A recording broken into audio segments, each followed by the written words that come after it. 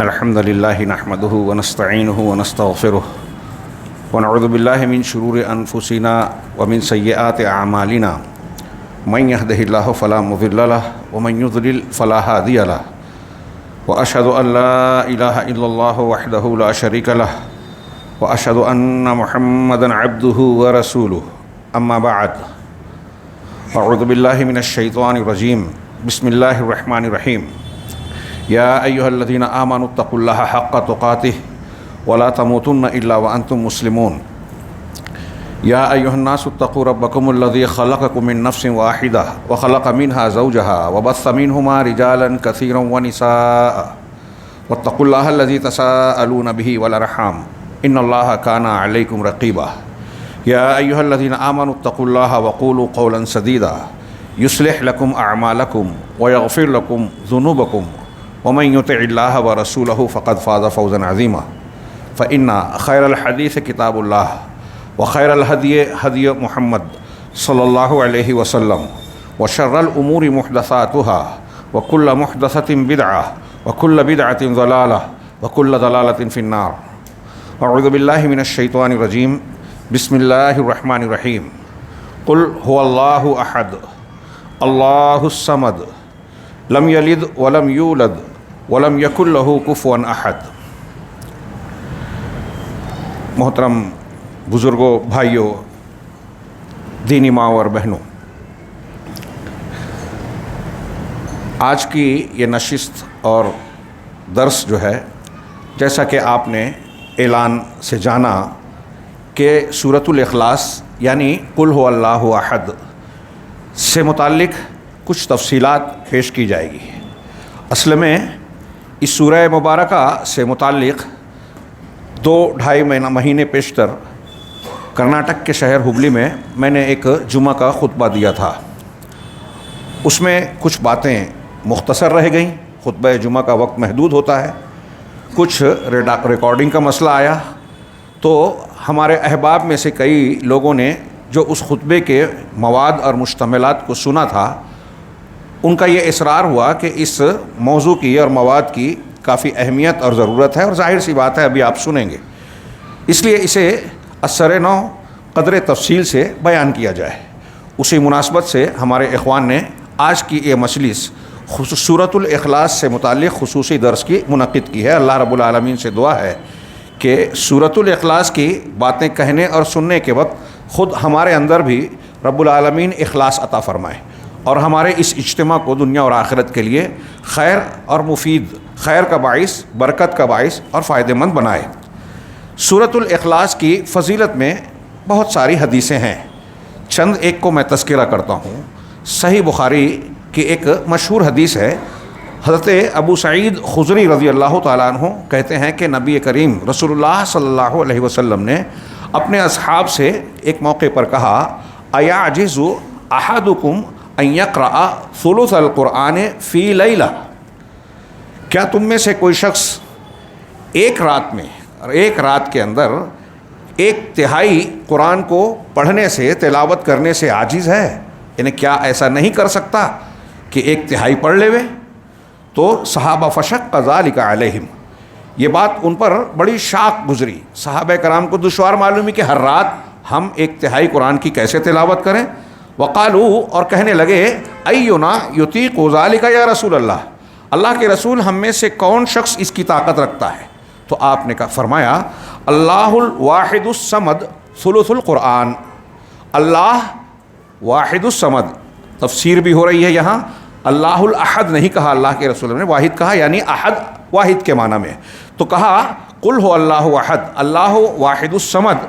یہ جو سورہ مبارکہ ہے، مختصر سی 3 آیتوں پر مشتمل، 1.5 لائن 2 لائن میں جو لکھی جا سکتی ہے، یہ ثلث قرآن ہے، مطلب 1/3 قرآن کے مساوی ہے۔ یعنی ایک شخص نے اگر سورۃ الاخلاص کی تلاوت کر لی تو گویا اس نے 1/3 قرآن کو پڑھ لیا۔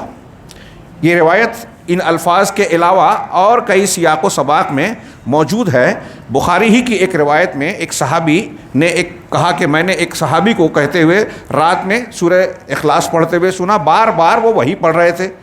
مجھے پھر کہا کہ دوسرے دن میں اللہ کے نبی صلی اللہ علیہ وسلم کے پاس آیا، یہ سوچ کر کے وہ سورہ اخلاص ہی پر اکتفا کر رہا تھا، تو گویا اسے یہ چیز کم لگی، تو اس نے یہ بات نبی کریم صلی اللہ علیہ وسلم کی خدمت میں عرض کر کے پیش ہو کر عرض کی، تو آپ نے کہا والذی نفسی بیدہ انہا لتعدل ثلث القرآن، بخاری میں بھی ہے، دوسری حدیث کی کتابوں میں بھی ہے، کہ اس ذات کی قسم جس کے ہاتھ میں میری جان ہے، یہ سورہ مبارکہ 1/3 قرآن کے برابر ہے، 1/3 قرآن کے برابر۔ اہل علم نے یہ 1/3 قرآن کے برابر ہے کیسے، اس کی مختلف توجیہ کی ہے، تشریح کی ہے۔ ہاں، شیخ خلیل حراس شرح العقیدۃ الواسطیہ میں علامہ ابن تیمیہ کا قول نقل کرتے ہوئے کہتے ہیں کہ سب سے بہترین توجیہ شیخ الاسلام علامہ ابن تیمیہ نے، جو خود کسی اور سے نقل کرتے ہیں، بیان کی کہ سب سے بہترین توجیہ یہ ہے کہ قرآن کے مجموعی مضامین کو اگر ہم تقسیم کریں تو بنیادی طور سے 3 مضامین میں بٹیں گے۔ پہلا مضمون بنے گا کہ وہ آیتیں اور وہ مضامین جو اوامر و نواہی احکامات پر مشتمل ہے، یہ کرو یہ مت کرو، یہ جائز ہے یہ ناجائز ہے، یہ حرام ہے یہ فرض ہے، اور ان کی تفصیلات، فلاں کام کرنا چاہیے فلاں نہیں، جو کہ علم الفقہ اور علم الاخلاق کا مواد ہوتا ہے۔ فقہ میں جائز ناجائز کرنا نہ کرنا، کیا کیسا ہے، حکم کس کا ہے، اور اخلاقیات میں کون سا کام کرنا اچھا ہے، کون سا غلط ہے برا ہے، یہ اس پر جو بحث ہوتی ہے، قرآن کا 1/3 حصہ اس مضمون پر مشتمل ہے۔ دوسرا حصہ قرآن کا انبیاء اور اقوام سابقہ کی تفصیلات اور ان کے انجام کے بیان پر ہیں، کہ پچھلے امتوں میں جو انبیاء پیغمبر اور رسول بھیجے گئے ان کے کیا معاملات رہے، ان کی قوموں کا کیا رویہ رہا، رد عمل رہا، اور پھر ان کے نتائج کیا نکلے۔ مختلف قوموں کو جو مختلف دنیاوی عذاب سے دوچار کیا گیا، تو ہلاکت کی کیا قسمیں اور کیا انداز اور شکلیں تھیں، اسے بیان کیا گیا ہے۔ مزید عذاب اور وعید اور وعدے کی مختلف شکلیں بیان کی گئی ہیں، قسمیں بیان کی گئی ہیں، اور اسی کے نتیجے میں مرنے کے بعد جو ثواب اور عقاب ہوگا دنیا کے ساتھ آخرت میں، اس کا بیان ہے۔ یہ دوسرا مضمون ہے تفصیل کے ساتھ قرآن مجید میں، جس میں آخرت اور دنیا کے اعمال کے نتائج کا بیان ہے۔ تیسرا مضمون کہ علم توحید اور بندوں پر اللہ تبارک و تعالیٰ کی معرفت، اس کے اسماء و صفات کے ذریعے سے، اس کے حقوق کے اعتبار سے، اس کے افعال کے حوالے سے جو بندوں کو جاننا ضروری ہے کہ ہمارا پروردگار، ہمارا معبود برحق ایسا ہے، اس کی جو معرفت ہونی چاہیے، قرآن کا 1/3 اس پر مشتمل ہے، اور اس کی ضد پر یہ توحید ہے، اور توحید کی ضد شرک ہے، شرک کے رد کرنے پر، توحید کے بیان پر، اس کی فضیلت پر، اس کے اچھے انجام پر، اس کے انعامات پر، اور اس کی ضد شرک کے رد پر، اس کے دلائل، تردید کے دلائل پر، اور اس کے برے انجام پر۔ 1/3 قرآن کا یہ مضمون ہے۔ سورۃ الاخلاص اپنے مختصر الفاظ کے ساتھ اس 1/3 قرآن کے مضمون کو اپنے اندر سمیٹتی ہے، اس لیے کہا گیا کہ انہا لتعدل ثلث القرآن، کہ یہ 1/3 قرآن کے برابر ہے۔ اس کی فضیلت میں ایک اور صحیح روایت جو امام مالک، امام ترمذی، امام نسائی نے نقل کیا اور شیخ البانی رحمہ اللہ نے اسے صحیح قرار دیا، حضرت ابو ہریرہ کہتے ہیں اقبلت مع رسول اللہ صلی اللہ علیہ وسلم، میں نبی کریم صلی اللہ علیہ وسلم کے ساتھ آیا، کہیں سے گزرا، فسمع رجلا یقرأ قل هو اللہ احد، تو اللہ کے نبی صلی اللہ علیہ وسلم نے ایک آدمی کو قل هو اللہ احد کی قرأت کرتے ہوئے سنا کہ یہ قل هو اللہ احد پڑھ رہا ہے، سورہ اخلاص پڑھ رہا ہے، تو آپ نے فرمایا فقال رسول اللہ صلی اللہ علیہ وسلم وجبت، آپ نے کہا واجب ہو گئی، لازم ہو گئی۔ قلت وما وجبت، میں نے پوچھا، حضرت ابو ہریرہ شاید تھے علم کے، پوچھا کہ کیا واجب ہو گئی؟ قال الجنہ، تو آپ نے کہا جنت واجب ہو گئی۔ سورہ اخلاص بندہ مومن اخلاص کے ساتھ پڑھے، اس کے مضمون کو جزم کے ساتھ یعنی مانتے ہوئے، حتمی طور سے اس پر عقیدہ رکھتے ہوئے اگر اس کو پڑھتا ہے تو یہ اکیلی صورت جنت کو واجب قرار دیتی ہے۔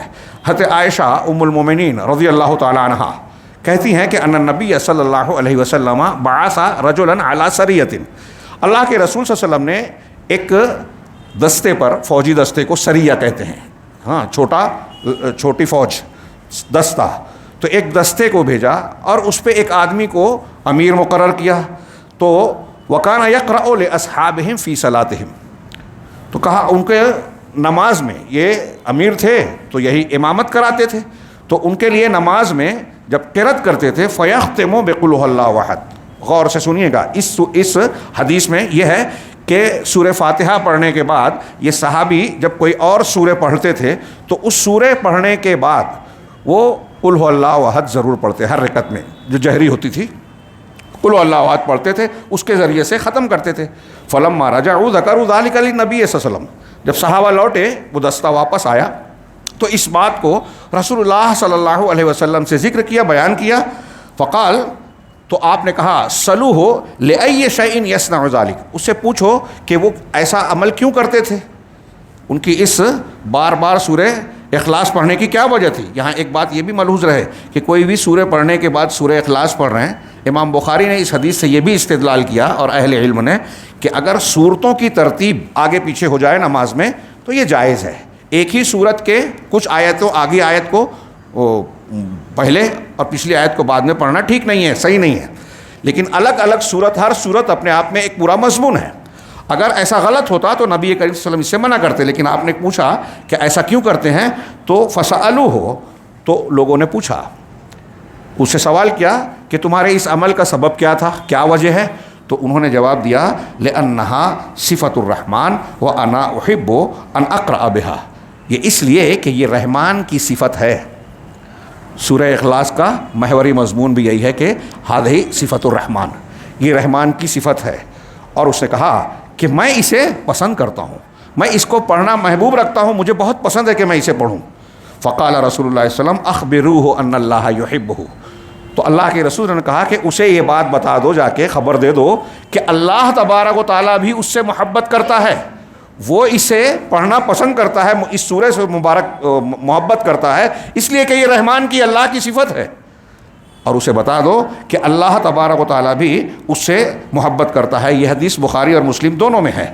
ہاں، اسی طریقے سے حضرت انس کی، یہ دیکھیے یہ ہر سورہ کچھ سورہ پڑھنے کے بعد پڑھتے تھے. یہ دوسری روایت ہے حضرت انس کی. میں عربی عبارت نہ پڑھتے ہوئے وقت بچانے کے لیے صرف مفہوم بیان کرتا ہوں. حضرت انس رضی اللہ تعالیٰ عنہ کہتے ہیں کہ کانا رجلا، اردو بیان کرتے ہیں کہ ایک آدمی انصار کا تھا جو اہل قباء میں، قباء کی مسجد میں اہل قباء کی امامت کرتا تھا. وہ جب بھی سورہ فاتحہ پڑھنے کے بعد کسی اور سورے کو پڑھنے سے پہلے اس کا آغاز کرنا چاہتے تو پہلے قل هو اللہ احد پڑھتے تھے پوری سورہ، پھر اس کے بعد کوئی دوسری سورت یا آیت پڑھتے تھے. شروعات قل هو اللہ سے کر کے پھر دوسری پڑھتے تھے. یہ بار بار کرتے تو قبیلے کے لوگوں نے، صحابہ کرام نے ان سے کہا کہ یہ آپ کیوں ایسا عمل کرتے ہیں؟ آپ سورہ اخلاص پڑھتے ہیں اور پھر ایسا لگتا ہے کہ آپ کو لگتا ہے یہ کافی نہیں ہے، اس کے بعد دوسری سورہ پڑھتے ہیں. تو یا تو آپ صرف سورہ اخلاص ہی پڑھیں یا سورہ اخلاص کو چھوڑ کر دوسری سورہ پڑھیں.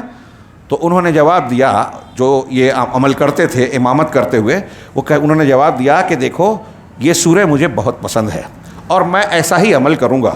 اگر تم مجھ کو میرے اس عمل کو پسند کرتے ہو کہ میں امامت اس کے سائے سے ہی کروں تو ٹھیک ہے، میں کروں گا. اور اگر تمہیں یہ ناپسند ہے تو کہہ دو میں امامت نہیں کروں گا. وہ قباء کے لوگ جو تھے وہ اپنے اندر قرآن پڑھنے والا سب سے افضل انسان اسی کو سمجھتے تھے، اس لیے انہوں نے کہا کہ نہیں نہیں ٹھیک ہے آپ ہی پڑھائیے. پھر ایک دن ایسا ہوا کہ نبی کریم صلی اللہ علیہ وسلم قباء میں تشریف لائے. لوگوں نے ان کے اس عمل کے بارے میں اللہ کے نبی صلی اللہ علیہ وسلم کو خبر دی. تو آپ نے پوچھا کہ اس سے پوچھو، اس کو بلاؤ. اور پوچھا آپ نے کہ یا فلانو ما یمنعک ان تفعل ما یأمرک بہ اصحابک، کہ یہ جو تمہارے ساتھی تم سے کہہ رہے ہیں کہ ایسے مت کرو ایسے کرو، تو تم کو اس بات کو ماننے سے کون سی چیز روکتی ہے؟ وما حملک علی لزوم هذه السورۃ فی کل رکعۃ، اور تمہیں ہر رکعت میں اس سورت کو لازمی طور سے پڑھنے پر کس چیز نے ابھارا، کیوں تم یہ پڑھتے ہو؟ تو اس نے جواب دیا قال انی احبها، تو اس نے کہا کہ میں اس سورہ مبارکہ کو بہت پسند کرتا ہوں، مجھ کو اس سے محبت ہے. تو اللہ کے نبی صلی اللہ علیہ وسلم نے جواب دیا حبک ایہا ادخلک الجنہ، کہ تمہارا اس کو پسند کرنا تم کو جنت میں داخل کرتا ہے. ہاں، یہ امام بخاری نے تعلیقاً مجزوم کے ساتھ، یہ بھی صحیح روایت ہے، کئی حدیث کی کتابوں میں منقول ہے. اسی طرح یہ چند حدیثیں میں نے پیش کی اس کی فضیلت بیان کرنے والی.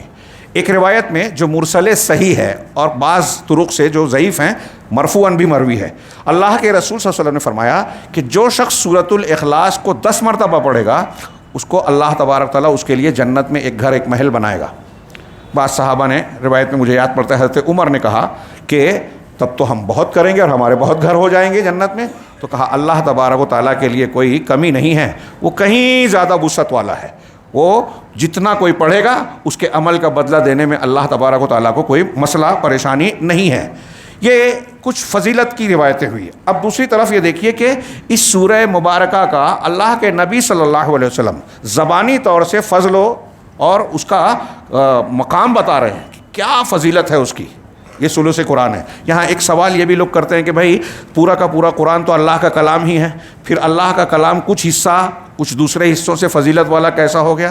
تو اس کا مختصر جواب یہ ہے کہ اللہ کا کلام ہونے میں تو سب برابر ہے، لیکن کلام کا جو مضمون ہے، مواد ہے، اس میں فرق ہے۔ کچھ صورتیں آیتیں ایسی ہیں جس میں اللہ کی توحید، اس کی عظمت و کبریائی، اس کے اسماء و صفات بیان کیے گئے ہیں۔ کچھ صورتیں ایسی ہیں جس میں چور چورنی کی سزا، زانی اور زانیہ کی سزا کیا ہے یہ بیان کیا گیا ہے۔ کچھ صورتیں ایسی ہیں جس میں انبیاء کا تذکرہ ہے، اللہ تبارک و تعالیٰ کی پسندیدہ چیزوں کا تذکرہ ہے۔ کچھ چیزیں ایسی ہیں جس میں اللہ تبارک و تعالیٰ نے اپنی ناپسندیدہ چیزوں کا ذکر کیا ہے، مکروہات اور حرام چیزوں کا تذکرہ کیا ہے۔ ظاہر سی بات ہے کہ مضامین کے اعتبار سے دونوں برابر نہیں ہیں۔ ایک وہ آیت کریمہ جس میں اللہ کا ذکر ہے، وہ آیتیں جس میں فرعون کا، حامان کا، نمرود کا، کفار و مشرکین کا تذکرہ ہے، عذاب میں ہلاک کیے جانے والوں کا ذکر ہے۔ دونوں کے مضمون کے اعتبار سے درجہ بہت دونوں میں تفاوت ہے۔ اب ایک طرف یہ بات ملحوظ رکھنے کے بعد کہ اللہ کے نبی صلی اللہ علیہ وسلم نے جب اس طرح فضیلتیں بیان کی، اس کے بعد آپ کا اس کے تعلق سے اہتمام دیکھیے کہ کتنا اہتمام کرتے تھے آپ۔ عن عقبہ بن عامر، حضرت عقبہ بن عامر رضی اللہ تعالیٰ عنہ کی روایت ہے کہ وہ کہتے ہیں امرنی رسول اللہ صلی اللہ علیہ وسلم ان اقرأ المعوذات دبر کل صلاۃ، آپ نے مجھے حکم دیا رسول اللہ صلی اللہ علیہ وسلم نے کہ میں معوذات، یہاں معوذات قل هو اللہ احد، قل اعوذ برب الفلق اور قل اعوذ برب الناس کو کہا گیا ہے، ان کو معوذات تغلیباً کہا گیا۔ تو کہا کہ اللہ کے رسول نے کہا کہ ہر نماز کے پیچھے، ہر نماز کے بعد میں ان معوذات کو پڑھوں۔ غور کیجئے۔ اس کے علاوہ ایک دوسری روایت ہے، عبداللہ بن خبیب رضی اللہ تعالیٰ عنہ کہتے ہیں کہ خرجنا فی لیلۃ مطر و ظلمۃ شدیدہ، ایک ایسی رات جس میں بڑی تاریکی، بڑا اندھیرا تھا اور بارش بھی ہو رہی تھی۔ تو بارش والی انتہائی شدید اندھیرے والی رات میں ہم نکلے، نطلب رسول اللہ صلی اللہ علیہ وسلم لیصلی لنا، کہ ہم اللہ کے رسول صلی اللہ علیہ وسلم کو ڈھونڈ رہے تھے کہ آپ ہم کو نماز پڑھائیں۔ نماز کا وقت ہو رہا تھا تو بڑی بارش ہو رہی تھی، اندھیرا تھا، تو کہا کہ کہیں اللہ کے رسول ہم ادھر ادھر ہوں گے تو ہم آپ کو ڈھونڈنے کے لیے نکلے۔ فادرکتہ، میں نے اللہ کے رسول صلی اللہ علیہ وسلم کو پا لیا، مجھ سے مل گئے۔ فقال، تو آپ نے کہا قل، کہو۔ فلم اقل شیئا، تو میں نے کچھ نہیں کہا۔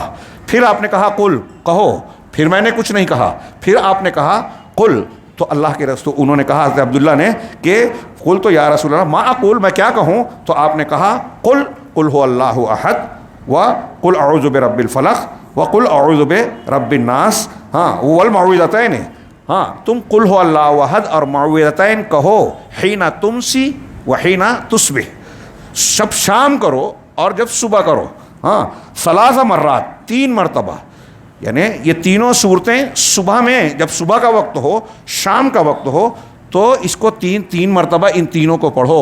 تکفیک من کل شیء، تکفیک من کل شیء، یہ تمہارے لیے ہر چیز سے کافی ہو جائیں گی، ہر مصیبت، ہر شر، ہر پریشانی، جنوں کی طرف سے ہو، انسانوں کی طرف سے ہو، دکھائی دینے والی مصیبتیں ہوں، دشمنوں کی طرف سے ہو، نہ دکھائی دینے والی ہو، ہر چیز سے کافی ہو جائے گی۔ تکفی کا بعض علماء نے اسے روایت کیا ہے تکف کا، کہ تم سے روک دے گی، ہر آنے والی مصیبت کو تم سے روک دے گی، ڈھال بن جائے گی۔ یہاں غور کیجئے، ہر نماز کے بعد، فجر کے بعد بھی اسے پڑھ رہے ہیں، صبح شروع ہو رہی ہے تو قل هو اللہ احد، قل اعوذ برب الفلق، قل اعوذ برب الناس سے، ہر نماز کے بعد اسے دہرانا ہے۔ صبح اور شام کے اذکار میں 3 مرتبہ ان تینوں کو پڑھنا ہے۔ اسی طریقے سے حضرت عائشہ ام المومنین سے روایت ہے کہ نبی صلی اللہ علیہ وسلم جب اپنے بستر پر آتے، صبح سے شروعات ہو رہی ہے، ہر نماز کے بعد دہرایا جا رہا ہے، صبح کے اذکار میں، شام کے اذکار میں، صبح اور شام کے دعاؤں میں یہ پڑھنا ہے۔ اب جب سونے کے لیے بستر پہ جا رہے ہیں تو نبی کریم صلی اللہ علیہ وسلم کا عمل بتا رہی ہیں ام المومنین کہ اللہ کے رسول صلی اللہ علیہ وسلم جب بستر پر سونے کے لیے تشریف لاتے تو ان تینوں صورتوں کو، قل هو اللہ احد، قل اعوذ برب الفلق، قل اعوذ برب الناس، ان تینوں کو آپ پڑھتے تھے اور اپنے ہاتھ کی دونوں ہتھیلیوں پہ دم کرتے، دونوں ہتھیلیوں پہ دم کرتے، اور پھر ان دونوں کو چہرے اور سر سے شروع کر کے پہلے جسم کا اگلا حصہ، بعد میں پچھلا حصہ، یہ پورا ہاتھ پر پھیرتے۔ ایسا آپ 3 مرتبہ کیا کرتے تھے اور اس کے بعد سویا کرتے تھے، بستر پہ لیٹتے تھے۔ میں اپنے مشاہدے میں ایسا محسوس کرتا ہوں کہ اس سنت پر آج کل شاید شاذ و نادر ہی لوگ عمل کرتے ہیں۔ اہتمام کیجئے۔ آپ نے ایک حدیث ابھی سنی کہ یہ تینوں صورتیں اگر پڑھ لی 3 مرتبہ تو آپ محفوظ ہیں، اور نیند کی حالت میں تو انسان غافل ہو جاتا ہے، شیاطین ہیں، کیڑے مکوڑے ہیں، سانپ بچھو ہیں، کوئی نہ دکھائی دینے والی مصیبت ہے، کوئی بھی چیز آ رہی ہے جس سے آپ غافل ہیں۔ ایسی صورت میں یہ صورتیں پڑھ کر آپ نے اپنے جسم پر پھیرا ہے ہاتھوں کو، انشاءاللہ آپ محفوظ رہیں گے۔ یہ کوئی معمولی فضیلت نہیں ہے۔ صبح سے لے کے شام تک قل هو اللہ احد، اس کے ساتھ معوذتین، ان دونوں کو ملا کر ہمیں اس کے سائے میں اپنے لمحات اور اوقات کو گزارنا چاہیے۔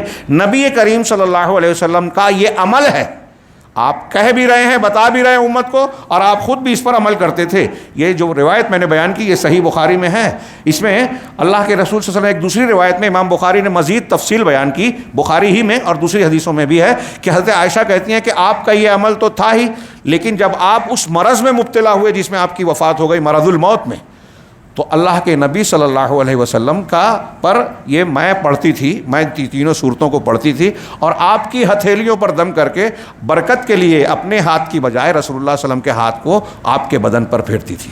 یعنی یہ بیماری سے کے حالت میں بھی انسان کے لیے مفید ہے، شرور و فتن سے، امراض سے تحفظ اور آرام دینے کا ذریعہ اور سامان ہے۔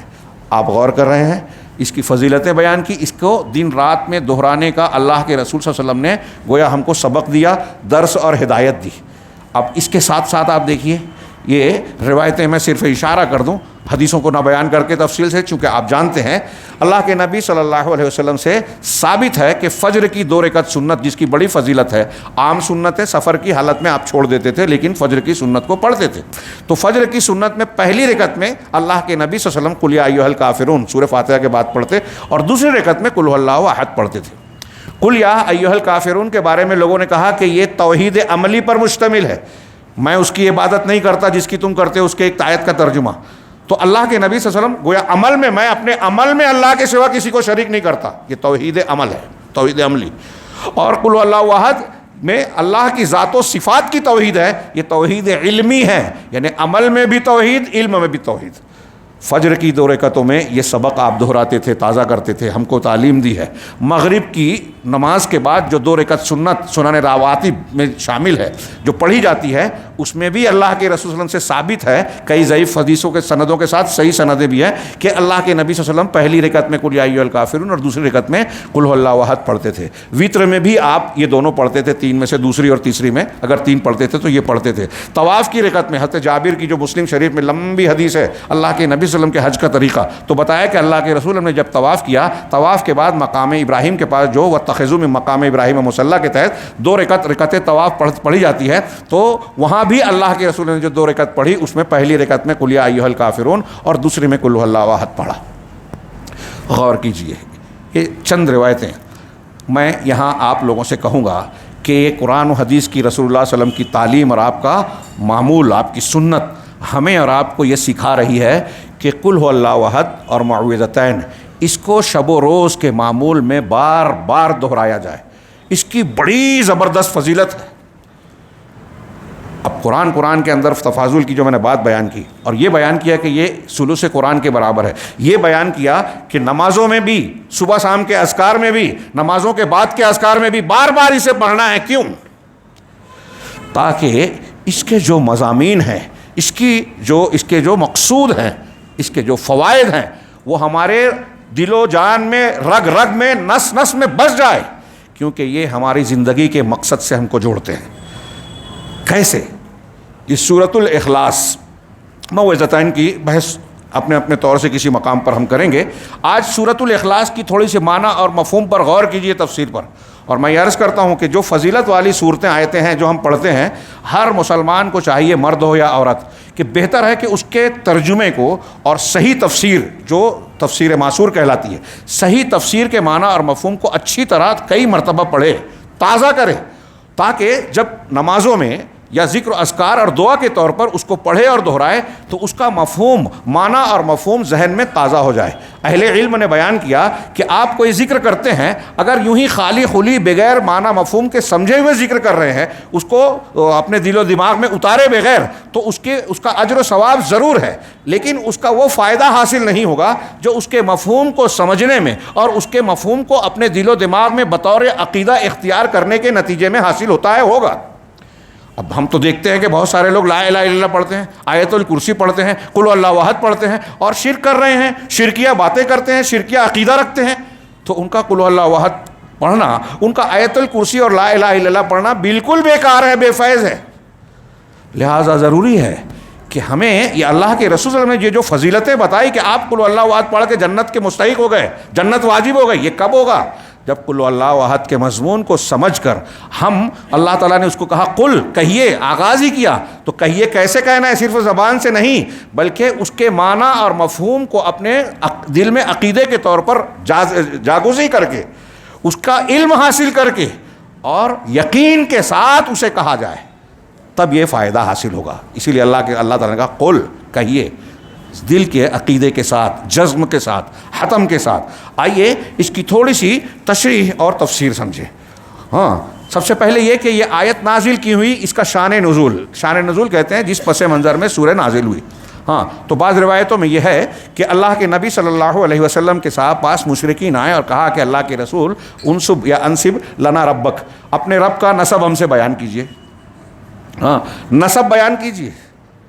ایک دوسری روایت ہے جو ضعیف ہے, یہ صحیح درجے کو پہنچتی ہے کہ تمہارا رب کا ہے, کہ سونے کا ہے, چاندی کا ہے, زبرجد کا ہے, کس چیز کا ہے. ہاں, ایک دوسری روایت جو صحیح ہے, مشرکین نے اللہ کے نبی صلی اللہ علیہ وسلم سے پوچھا کہ ہمارے لیے اپنے پروردگار کا نسب بیان کیجئے کہ کون سے خاندان کا ہے, کہ ان کے باپ والد کون تھے.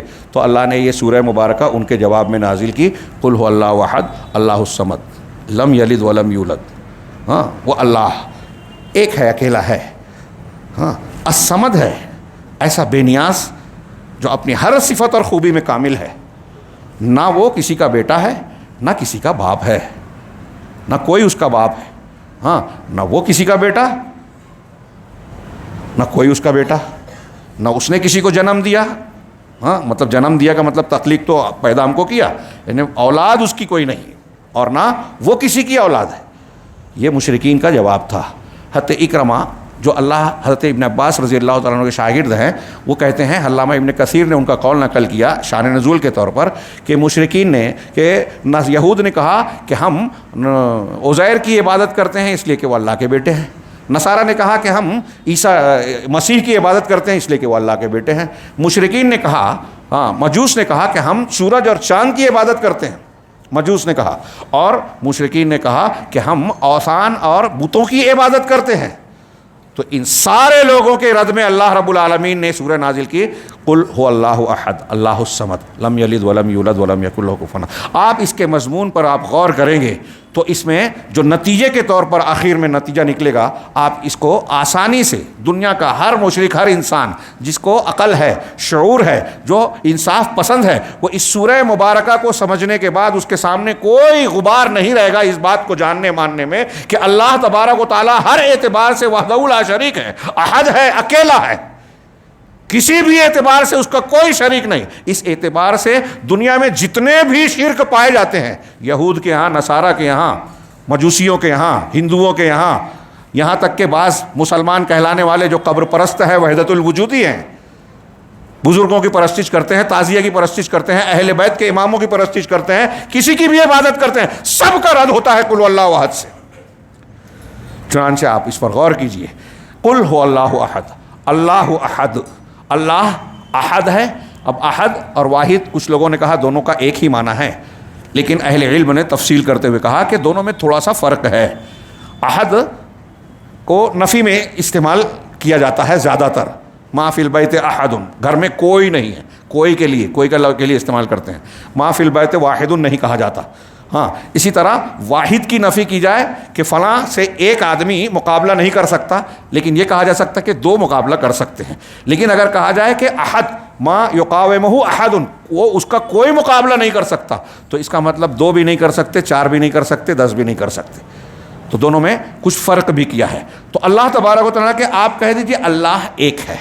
شیخ خلیل حراس بڑی مختصر سی عبارت میں بڑی جامع تشریح کرتے ہیں، کہتے ہیں دل علی نفی الشریک من کل وجہ، کہ یہ جو احد کا لفظ ہے، اللہ ایک ہے، اکیلا ہے، اللہ کے اسماء حسنہ میں سے، یہ دلالت کرتا ہے ہر اعتبار سے اللہ کے ساتھ شریک کی نفی پر. یعنی کوئی بھی اللہ کا کسی بھی طریقے سے کسی بھی درجے میں شریک نہیں ہے، کچھ بھی نہیں ہے. اور ہر اعتبار سے فی ذات، ہر اعتبار سے ہر شکل میں اللہ کا کوئی شریک نہیں ہے. نہ ذات میں اللہ کا کوئی شریک ہے، اللہ کی ذات کی طرح کسی کی ذات نہیں ہے، نہ اس کی بیوی ہے، نہ اس کا بیٹا ہے، اس کی ذات کی طرح کوئی نہیں ہے. ہاں اور فی الصفات، اور اس کی صفات کی طرح کسی کی صفت نہیں ہے، اپنی صفات میں بھی اللہ وحدہ لا شریک ہے. اللہ تبارک و تعالی عالم الغیب ہے، تو جیسا عالم الغیب وہ ہے، کائنات میں کوئی اور ہے ہی نہیں اور ہو بھی نہیں سکتا. اللہ نور مجسم ہے، اللہ جو نور ہے کائنات میں، وہ فرشتے ہوں، انبیاء ہوں، رسول ہوں، اولیاء ہوں، صالحین ہوں، اہل بیت کے امامان ہوں، کوئی بھی اللہ کی طرح نور نہیں ہے. اللہ تبارک و تعالیٰ اپنی تمام سے، جس طرح اللہ سننے والا ہے کوئی نہیں سنتا.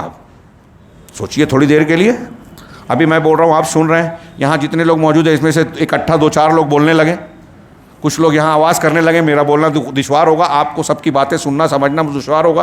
2 لوگوں کی 4 لوگوں کی بات ہم اکٹھا سن کے سمجھ نہیں سکتے. اللہ کیسا سمیع ہے. دنیا کا، کائنات کا ہر انسان، ہر جن، ہر پرندہ، ہر درندہ، ہاں پانی کے حیوانات، سب اللہ سے ایک ہی وقت میں بولے. حیوانات بھی دعائیں کرتے ہیں، چونٹیاں بھی دعا کرتی ہیں. چونٹی نے بولا، سلیمان علیہ السلام نے سنا قرآن میں ہے نا، تو ان کی جو بھی بولی ہے وہ بھی بولتے ہیں. تو ہر جاندار کائنات کا ایک وقت میں بولے. اللہ تبارک و تعالیٰ سب کی آواز سنتا ہے.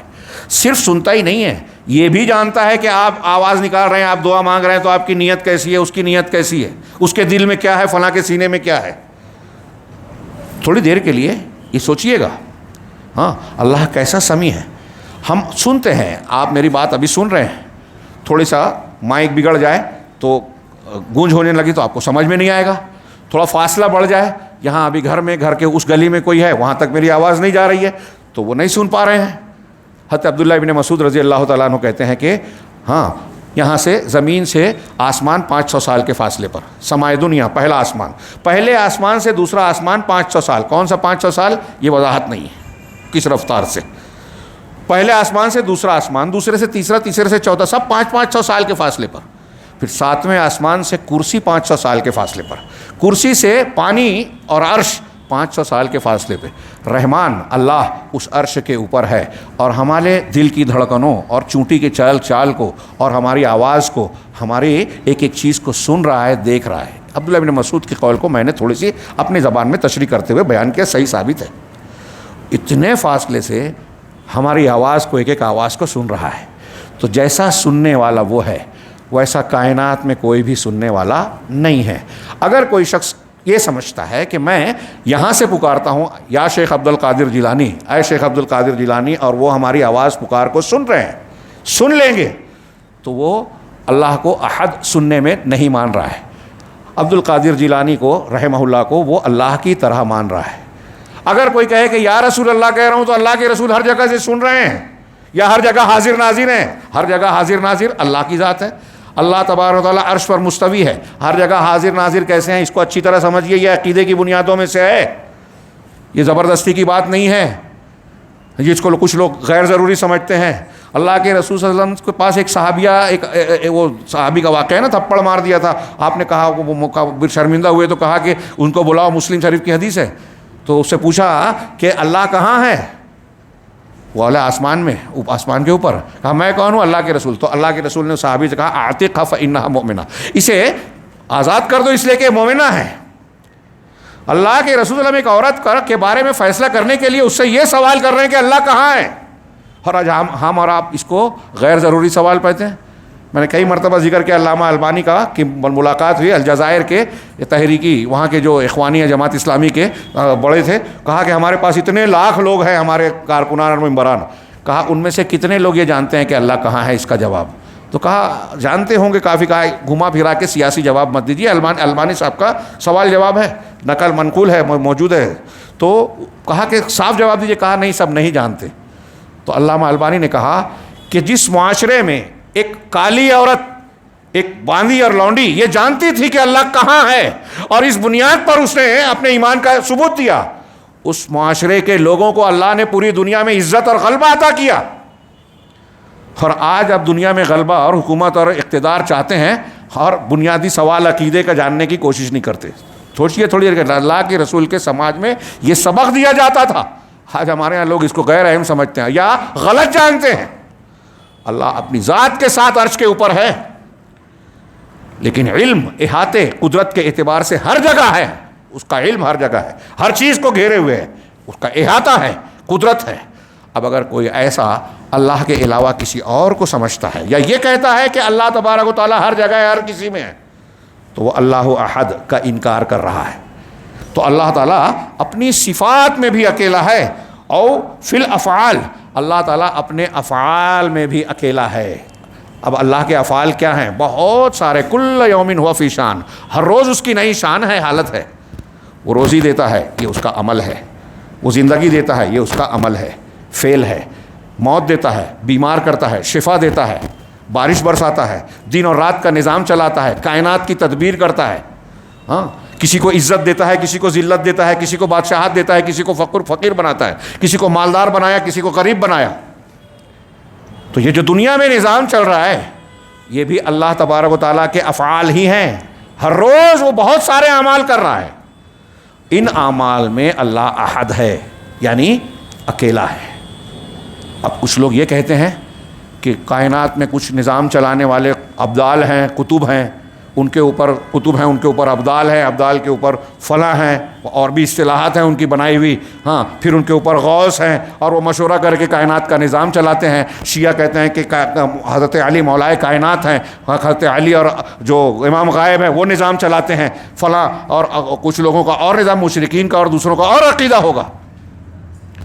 جو بھی یہ عقیدہ رکھتا ہے وہ قل هو اللہ احد کا انکار کر رہا ہے۔ اگر وہ یہ قرآن کی یہ صورتیں فضیلت کے طور پر پڑھ رہا ہے کوئی فائدہ نہیں، کیونکہ وہ اس کا انکار کرتا ہے اپنے عقیدے اور عمل سے۔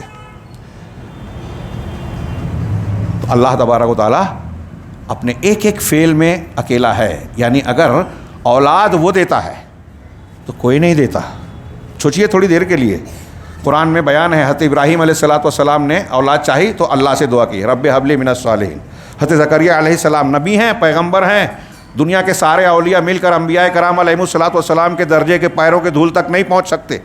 یہ ثابت شدہ عقیدہ ہے، کوئی ولی نبی کے درجے کو نہیں پہنچ سکتا۔ انبیاء کا درجہ سب سے اونچا، اور انبیاء میں بھی درجات، انبیاء بھی مانگ رہے ہیں اللہ سے۔ نبی کریم صلی اللہ علیہ وسلم کی دعائیں دیکھیے قرآن میں، سورہ حضرت یونس علیہ السلام مچھلی کے پیٹ میں اللہ سے دعا کر رہے ہیں، حضرت ایوب علیہ السلام اللہ سے دعا کر رہے ہیں، حضرت نوح علیہ السلام اللہ سے دعا کر رہے ہیں، ابراہیم علیہ السلام اللہ سے دعائیں کر رہے ہیں، اولاد اللہ سے مانگ رہے ہیں، حضرت زکریا علیہ السلام، انبیاء اللہ سے مانگ رہے ہیں۔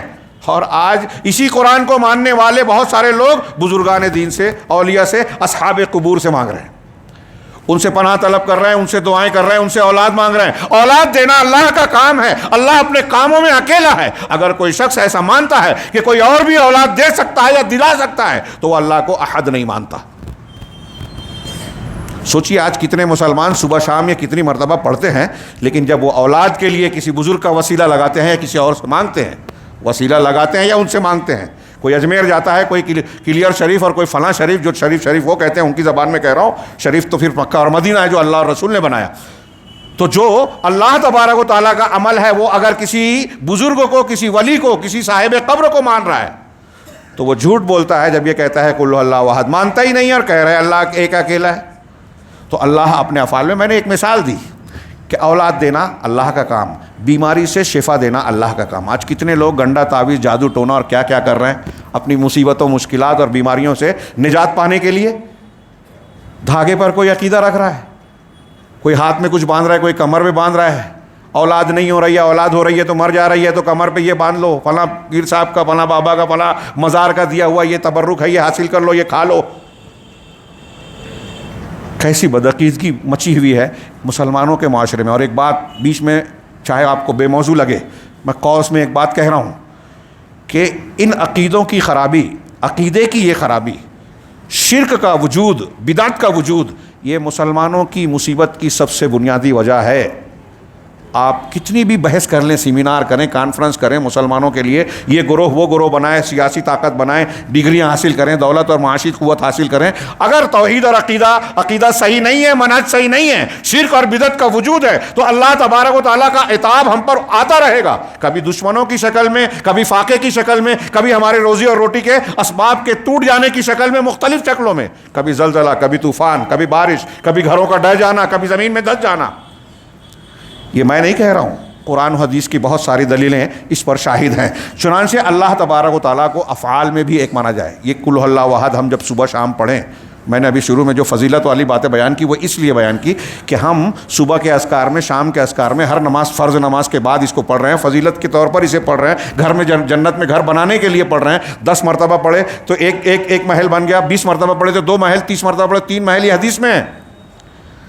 اگر ہم ایسا چاہتے ہیں تو اس معنی اور مفہوم کو سمجھتے ہوئے پڑھیں، اور جب یہ معنی یہ پڑھ رہے ہیں اور اس کا معنی سمجھ رہے ہیں تو اپنے عقیدے سے ہر قسم کے شرک کو صاف کر لیں۔ اللہ کی احدیت، احدیت کا معنی اور مفہوم اچھی طرح دل و دماغ میں بسا لیں۔ میں شیخ نے کہا جیسے کہ اللہ تبارک و تعالیٰ اپنی ذات میں، اپنی صفات میں، اپنے افعال میں بالکل اکیلا ہے، اسی طریقے سے یہ قل هو اللہ احد نے دلالت کی، یہ دلیل ہے، ثبوت ہے اس بات پر کہ اللہ سبحانہ و تعالی عظمت میں، کمال میں، مجد اور بزرگی میں، جلال اور بڑائی میں، کبریائی میں، اور ساری اوصاف اور خوبیوں میں اکیلا ہے۔ جیسا کمال اس کا ہے کسی کا نہیں، جیسا مجد اور شرف اللہ کا ہے کسی مخلوق کا، کسی غیر اللہ کا نہیں، جیسی عظمت و کبریائی اس کی ہے کسی کی نہیں ہے۔ ولہذا اسی لیے آگے شیخ نے کہا کہ اس کا اطلاق صرف زیادہ تر نفی میں ہوتا ہے، واحد کے بالمقابل، اور یہ واحد سے زیادہ بلیغ ہے۔ احدیت کی تفسیر کو ذکر کرتے ہوئے میں شیخ عبد الرحمن بن ناصر السعدی کا بھی قول نقل کر دوں۔ وہ کہتے ہیں کہ قل کی تفسیر کرتے ہوئے کہتے ہیں قولا جازما به معتقدا له عارفا بمعنى، کہیے جزم کے ساتھ، حتمی طور سے اس کا عقیدہ رکھتے ہوئے، اس کے معنی کو سمجھتے ہوئے، جانتے ہوئے، هو اللہ احد، یعنی اللہ ایک ہے، اکیلا ہے، یعنی انحصرت فیہ الاحدیہ، احدیت، اکیلا ہونا، تمام خوبیوں میں وحدہ لا شریک ہونا، یہ اللہ کی ذات میں منحصر ہے، محدود ہے، کوئی اور اللہ کی طرح ہے ہی نہیں۔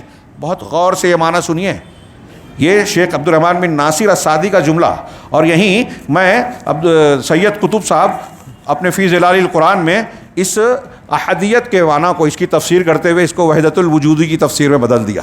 ان کا جملہ یہ ہے، وہ قل اللہ احد کی تفسیر کرتے ہوئے کہتے ہیں کہ انہا احدیت الوجود، کہ یہ وجود کی یکتائی ہے، احدیت ہے، یعنی ایک ہی وجود ہے دنیا میں، کائنات میں، حقیقت میں۔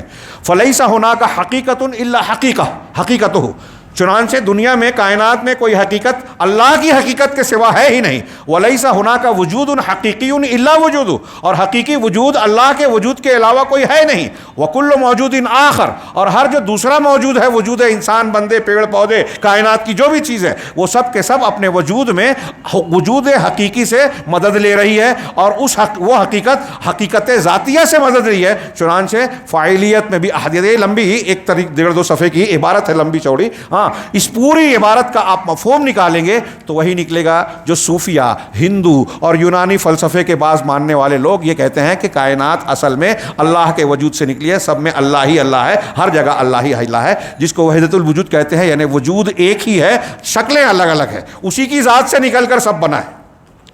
میں نے بار بار بیان کیا ہے اور یہ بات پھر سے ذکر کر رہا ہوں، اور یہ بات اچھی طرح تحقیق کر کے سمجھ لیں کہ یہ دنیا کا سب سے گھناؤنا کفر اور شرک ہے۔ قل هو اللہ احد کا جملہ جو توحید کو بیان کر رہا ہے، اسی سے سید قطب اور صوفیہ جو ہمارے یہاں کے ہیں وہ اسی سے سب سے بڑا شرک ثابت کرتے کوشش کرتے ہیں. کتنی زبردست اور عظیم الشان گمراہی ہے. ہاں یہ بہت علامہ اور دانشور کہلاتے ہیں. ایک دنیا ان کے پیچھے چلتی ہے آنکھ بند کر کے. عالم نہیں تھے یہ, ایک دنیا چلتی ہے ان کے پیچھے. ہاں اللہ کے رسول نے فرمایا کہ مجھے اپنی امت پر ائمہ گمراہ کرنے والے اماموں کا ڈر ہے. اگر ان کو امام سمجھ لیا جائے تو ان کی اس تفسیر کو جو لوگ مانیں گے وہ شرک کو مانیں گے, توحید کی آیت پڑھ کر بھی, قل اللہ احد پڑھ کر اس کا معنی پڑھیں گے تو وحدت الوجود کو مانیں گے. علامہ عبد الرحمن بن ناصر السعدی کہہ رہے ہیں, یہ جو تفاسیر ہم نقل کر رہے ہیں یہ صحابہ تابعین طب تابعین اور ان کے سارے مسلمانوں کے متفقہ تفسیر کے مطابق ہے, عربی کے الفاظ معنی مفہوم کے مطابق ہے. کہا کہ احدیت اللہ کے اندر منحصر ہے, فہو الاحد المنفرد بالکمال الذی لہ الاسماء الحسنى والصفات الکاملۃ العلیٰ. چنانچہ اللہ ایک ہے, کمال کے ساتھ منفرد اور اکیلا ہے, تنہا ہے, جس کے لیے اسماء حسنہ اور صفات کاملہ علیٰ ہے, یعنی مکمل اور انتہائی بلند کامل ترین. ابھی میں الصمد کی جب تشریح کروں گا تو وہاں کامل کی تھوڑی سی وضاحت آئے گی. اور افعال مقدسہ کا حامل ہے. ہاں الذی لا نظیر لہ ولا مثیل, جس کا کوئی نظیر اور کوئی مثیل نہیں ہے. تو قل هو اللہ احد کے معنی میں کیا آیا کہ اللہ اکیلا ہے ہر اعتبار سے, نہ اس کا کوئی شبیہ ہے, نہ کوئی مثیل ہے, نہ کوئی عدیل ہے, نہ کوئی ند ہے ہمسر, نہ کوئی کف ہے جو آخر میں اسی سورے میں آ رہا ہے. کوئی ند ہمسر نہیں ہے, نہ کوئی اس کے جیسا ہے, ہاں نہ کوئی اس کی بیوی ہے, نہ کوئی اس کا باپ ہے, نہ کوئی بیٹا ہے. اگر بیوی باپ بیٹا ہوتے تو اللہ کے جیسے ہوتے. نصارہ نے کہا اللہ تبارک و تعالیٰ عیسیٰ اللہ کے بیٹے ہیں. اب اللہ تبارک و تعالیٰ نہ کھاتا ہے, نہ پیتا ہے, نہ سوتا ہے, ہاں اور نہ ہی وہ پیدا کیا گیا ہے. حضرت عیسیٰ ماں کے پیٹ سے نکلے ہیں, شرمگاہ سے, جیسے اور بچے پیدا ہوتے ہیں. اگرچہ باپ نہیں تھے, وہ کھاتے تھے, پیتے تھے, اور کھاتے پیتے تھے تو پیشاب پخانہ بھی آتا تھا. کیسے الہ ہو سکتے ہیں؟ قرآن حدیث تو چھوڑیے, عقل سے بھی یہ بات رد ہوتی ہے, اور قرآن میں یہ عقلی باتیں بھی بیان کی گئی ہے. تو کہا کہ ہر اعتبار سے حضرت جو ہے اللہ تبارک و تعالیٰ تنہا ہے, اکیلا ہے. آئیے آگے بڑھتے ہیں. ایک احدیت کی تھوڑی سی میں نے تفسیر کی, اور اگر غور سے دیکھا جائے تو قرآن کے آیتوں میں سیاق و سباق میں جو لوگ یہ کہتے ہیں, ہاں علامہ اضواء البیان میں شیخ عطیہ سالم نے تتمہ میں بیان کیا کہ اگر آپ غور سے دیکھیں تو پوری سورہ جو یہ اصول سامنے رکھتے ہیں قرآن میں کہ قرآن کے پہلے حصے کا بعد والا حصہ تفسیر کرتا ہے معنی, تو آپ دیکھیں گے کہ پوری سورہ جو پہلا جملہ ہے قل هو اللہ احد, اس کی تفسیر کر رہی ہے. تو دوسرا جملہ ہے اللہ الصمد, اللہ الصمد ہے. ہمارے یہاں لوگ ترجمہ کرتے ہیں بے نیاز ہے. یہ پورے طریقے سے اس کا مفہوم واضح نہیں ہوتا. ایک معنی یہ کرتے ہیں جو کافی واضح کر دیتا ہے مفہوم کو, کہ اللہ کی ذات وسیع ہے. اللہ الصمد, الصمد وہ ذات ہے, صمد یس میں تو ارادہ کرنا, قصد کرنا, جس کی طرف ساری مخلوق متوجہ ہوتی ہے. ساری مخلوق جس کی طرف متوجہ ہو اور وہ کسی کے طرف متوجہ نہ ہو. ساری مخلوق اپنے حوائج, اپنی ضروریات, اپنے کاموں میں جس کی طرف رجوع کرے, اور وہ کسی کی طرف رجوع کرنے کا قطعی طور سے محتاج نہ ہو. علامہ ناصر کہتے ہیں کہ الصمد کا معنی یہ ہے المقصود فی جمیع الحوائج, ہاں کہ وہ ذات جو تمام ضرورتوں میں تمام مخلوق کا مقصود ہو, جس کی طرف توجہ کریں. فاہل العالم العلوی والسفلی مفتقرون الیہ غایت الافتقار. تو عالم علوی ہو یعنی آسمان میں بسنے والے فرشتے ہوں, عرش ہو, کوئی بھی چیز ہو, آسمان بذات خود ہو, اپنے قائم رہنے میں اللہ کا محتاج ہے, فرشتے اللہ کے محتاج ہیں.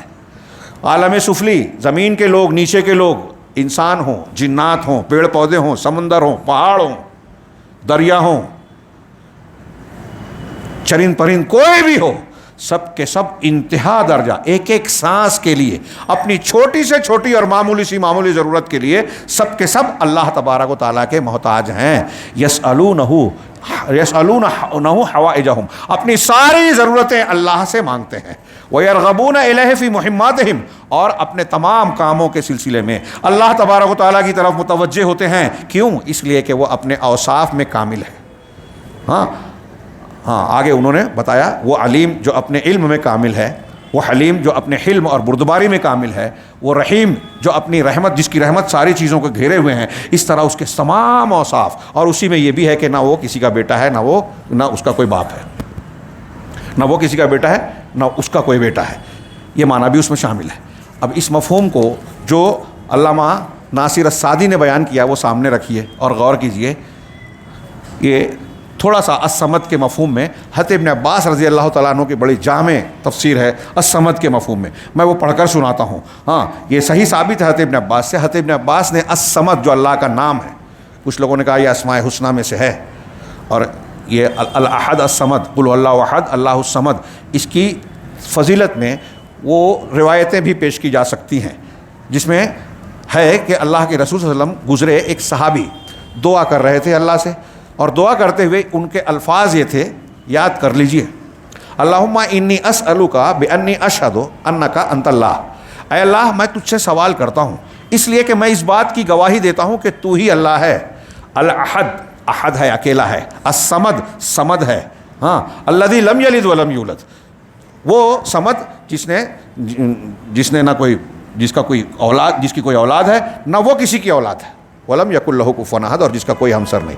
نبی کریم صلی اللہ علیہ وسلم نے جب یہ الفاظ اس صحابی سے کہتے ہوئے سنے، دعا مانگتے ہوئے، تو کہا کہ یہ اس نے اللہ کے اسم اعظم کے ذریعے سے اللہ سے مانگا ہے، دعا مانگی ہے۔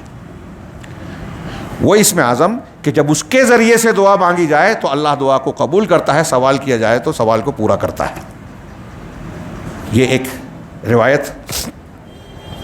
روایت یہ ہے بخاری مسلم کی کہ اللہ کے رسول صلی اللہ علیہ وسلم نے کہا کہ اللہ تعالیٰ کہتا ہے، ہاں، یکذبنی ابن آدم ولیس لہ ذلک ویشتمنی ابن آدم ولیس لہ ذلک، ابن آدم مجھے جھٹلاتا ہے حالانکہ اس کے لیے یہ ٹھیک نہیں ہے کہ مجھے جھٹلائے،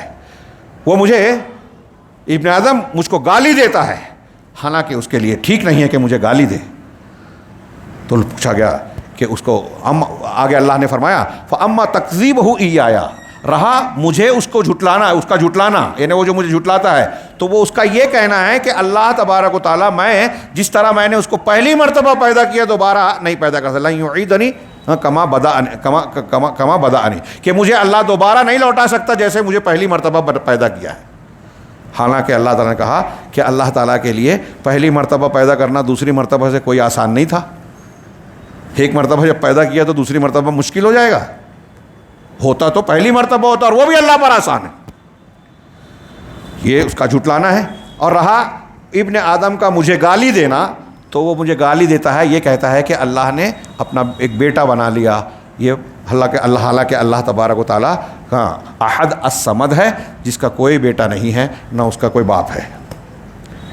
یعنی اس آیت کے ذریعے سے اس کی تفسیر کی۔ چنانچہ حضرت ابن عباس رضی اللہ تعالیٰ عنہ کہتے ہیں کہ صمد وہ ذات ہے، السید الذی کمل فی سؤددہ، کہ وہ سید، آقا، سردار، جو اپنی سرداری میں کامل ہے۔ امام بخاری نے نقل کیا کہ عرب اپنے سرداروں کو جو بڑے محترم، باوقار اور شرف میں اعلیٰ درجے کے ہوتے انہیں سید کہتے تھے۔ تو حضرت ابن عباس کہتے ہیں کہ وہ سید، آقا، جو اپنی آقائیت میں کامل ہو، وہ شریف، شرف والا، الذی قد کمل فی شرفہ، جو اپنے شرف میں کامل ہو، والعظیم الذی کمل فی عظمتہ، اور وہ عظیم جو اپنی عظمت میں کامل ہو، والحلیم الذی قد کمل فی حلمہ، اور وہ حلیم، حلم اور بردباری والی ذات جو اپنے حلم اور بردباری میں کامل ہو، والغنی، اور وہ غنی بے نیاز جو اپنے غنا میں کامل ہو، والجبار الذی قد کمل فی جبروتہ، اور وہ جبار، کمی کو پورا کر دینے والا، جبار کے 3 معنی ہوتے ہیں، وہ جبار جو اپنی جبروتیت میں کامل ہو، والعلیم الذی قد کمل فی علمہ، وہ علم والا، علم کامل والا جو اپنے علم میں کامل ہو، والحکیم الذی قد کمل فی حکمہ، اور وہ حکیم ذات، حکمت والی اور مضبوطی سے کام کرنے والی ذات جو اپنی حکمت اور کام کو مضبوطی سے کرنے میں کامل ہے۔ ہاں، وہ الذی قد کمل فی انواع الشرف والسؤدد، اور وہی وہ ذات ہے، الصمد وہ ذات ہے جو شرف اور سیادت اور عقائیت کی جتنی بھی قسمیں ہیں سب میں کامل ہے۔ حضرت ابن عباس کہتے ہیں وہ اللہ عز وجل، وہ اللہ عز وجل کی ذات ہے، وہ ہذہ صفتہ، اور یہ اس کی صفت ہے۔ غور فرمایا آپ نے کہ وہ جو کامل ہے۔ اب اس میں سے جو حضرت ابن عباس کا ایک ایک لفظ ہے، ہاں، ایک ایک جملہ، اس میں کہ اللہ وہ علیم ہے جو اپنے علم میں کامل، وہ حلیم ہے. آپ غور کرتے جائیے ایک ایک پہ، یہ ایک ایک تقریر ہو سکتی ہے.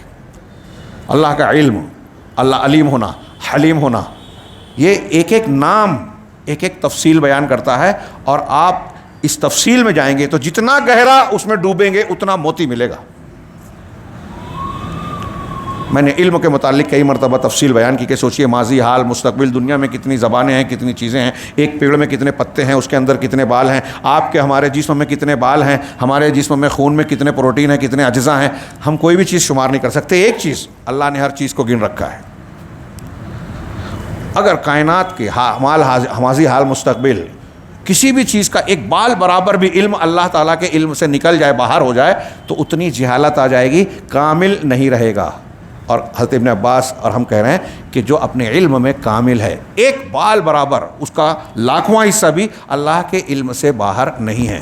سوچئے گا جا کے آج بستر پر سوتے سوتے جب یہ اذکار پڑھیں تو اللہ تعالیٰ کامل ہے. حیات، ہم کہتے ہیں اللہ لا الہ الا هو الحی القیوم. الحی ہے وہ زندہ، ہم بھی زندہ ہیں، وہ بھی زندہ ہے. کوئی مناسبت ہے کیا؟ ولم یکن لہ کفوا احد آگے آ رہا ہے. ہمارا زندہ ہونا ناقص ہے، ہمارا زندہ ہونا اللہ کا دیا ہوا ہے. ہمارا زندہ ہونا بہت بہت بہت ناقص ہے. اس کی زندگی کا اللہ کی زندگی سے کوئی میل اور مماثلت نہیں ہے. اللہ کیسا زندہ ہے؟ اس کی زندگی حیات بھی کامل ہے. حیات کی ضد کیا ہے؟ موت. اللہ موت نہیں آتی. موت تو بڑی چیز ہے، موت سے چھوٹی چیز ہے نیند. ہاں، نیند سے چھوٹی چیز ہے اونگ. قرآن نے کہا لا تأخذہ سنۃ ولا نوم، نہ اسے اونگ آتی ہے نہ نیند آتی ہے. تھوڑی سی غفلت آ جائے، ہاں، ایک آدمی اگر بستر پر پڑا رہ جائے، اٹھ نہ پائے، چل نہ پائے، تو ہم کہتے ہیں کہ وہ تو زندہ لاش ہے. مطلب سانس چل رہی ہے اس اعتبار سے زندہ ہے، لیکن حرکت عمل نہیں کر پاتا اس اعتبار سے مردہ ہے. مطلب اس کا حرکت نہ کرنا اس کی زندگی میں کمی ہے. تو جو خوبیاں ہیں انسان کے، جو اوصاف ہیں، وہ سارے کے سارے جب زندہ ہوں، قائم ہوں، اسے بروئے کار لانے کی طاقت ہو، آنکھ سے دیکھ سکتا ہو، کان سے سن سکتا ہو، ہاتھ پیر کو حرکت دے کر اس کو استعمال کر سکتا ہو، تو کہیں گے کہ یہ زندہ ہے. زندگی کے علامتیں ہیں، زندگی کے اوصاف ہیں. اگر ان میں سے، ان خوبیوں میں سے کوئی بھی خوبی کم ہو جائے یا اس میں کمی پیدا ہو جائے تو کہیں گے اس کی زندگی میں کمی ہو گئی.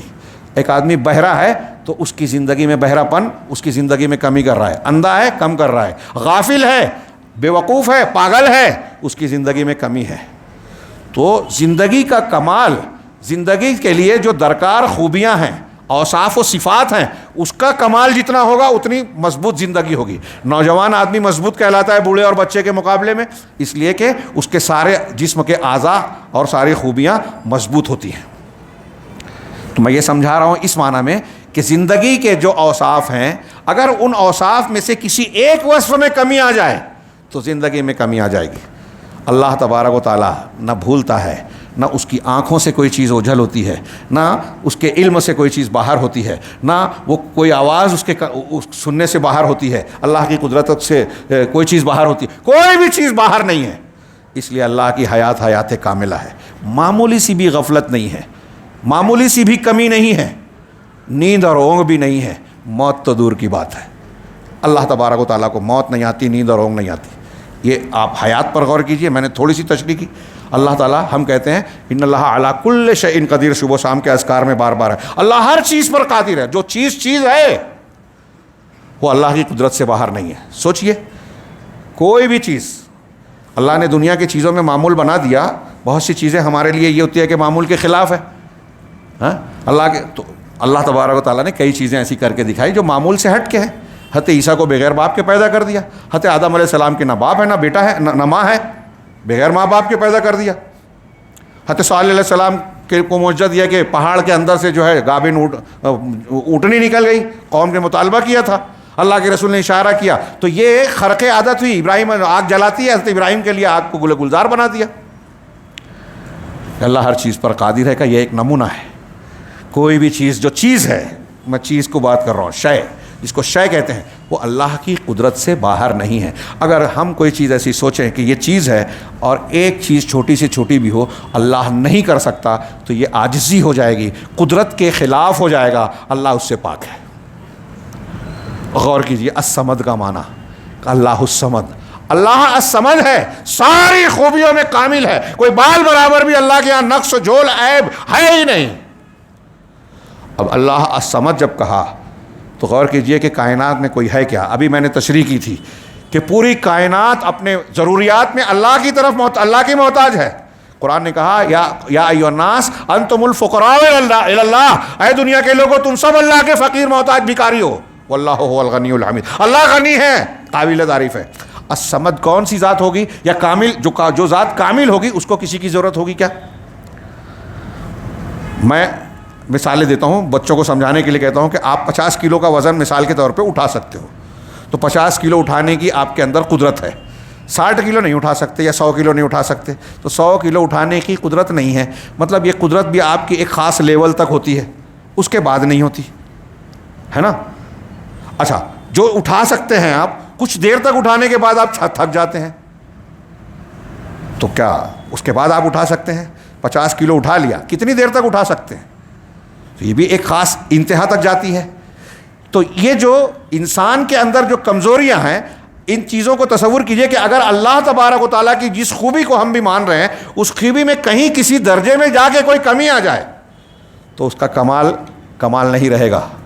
اسی لیے یہودیوں نے جب کہا کہ اللہ نے آسمان و زمین کو 6 دن میں پیدا کیا اور تھک گیا، پھر 7ویں دن شنیچر کے دن آرام کیا، اللہ نے اس کا رد کیا کہ وہ کیا ہے، وَلَقَدْ خَلَقْنَا السَّمَاوَاتِ وَالْأَرْضَ وَمَا بَيْنَهُمَا فِي سِتَّةِ أَيَّامٍ وَمَا مَسَّنَا مِن لُغُوبٍ۔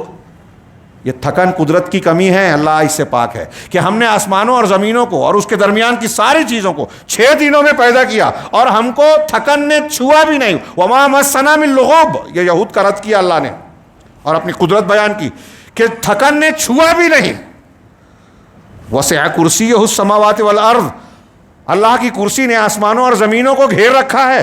وَلَا يَئُودُهُ حِفْظُهُمَا، ان کی حفاظت اللہ تبارک و تعالیٰ کو تھکاتی نہیں ہے، تھکا دے گی تو قدرت کی کمی ہو جائے گی۔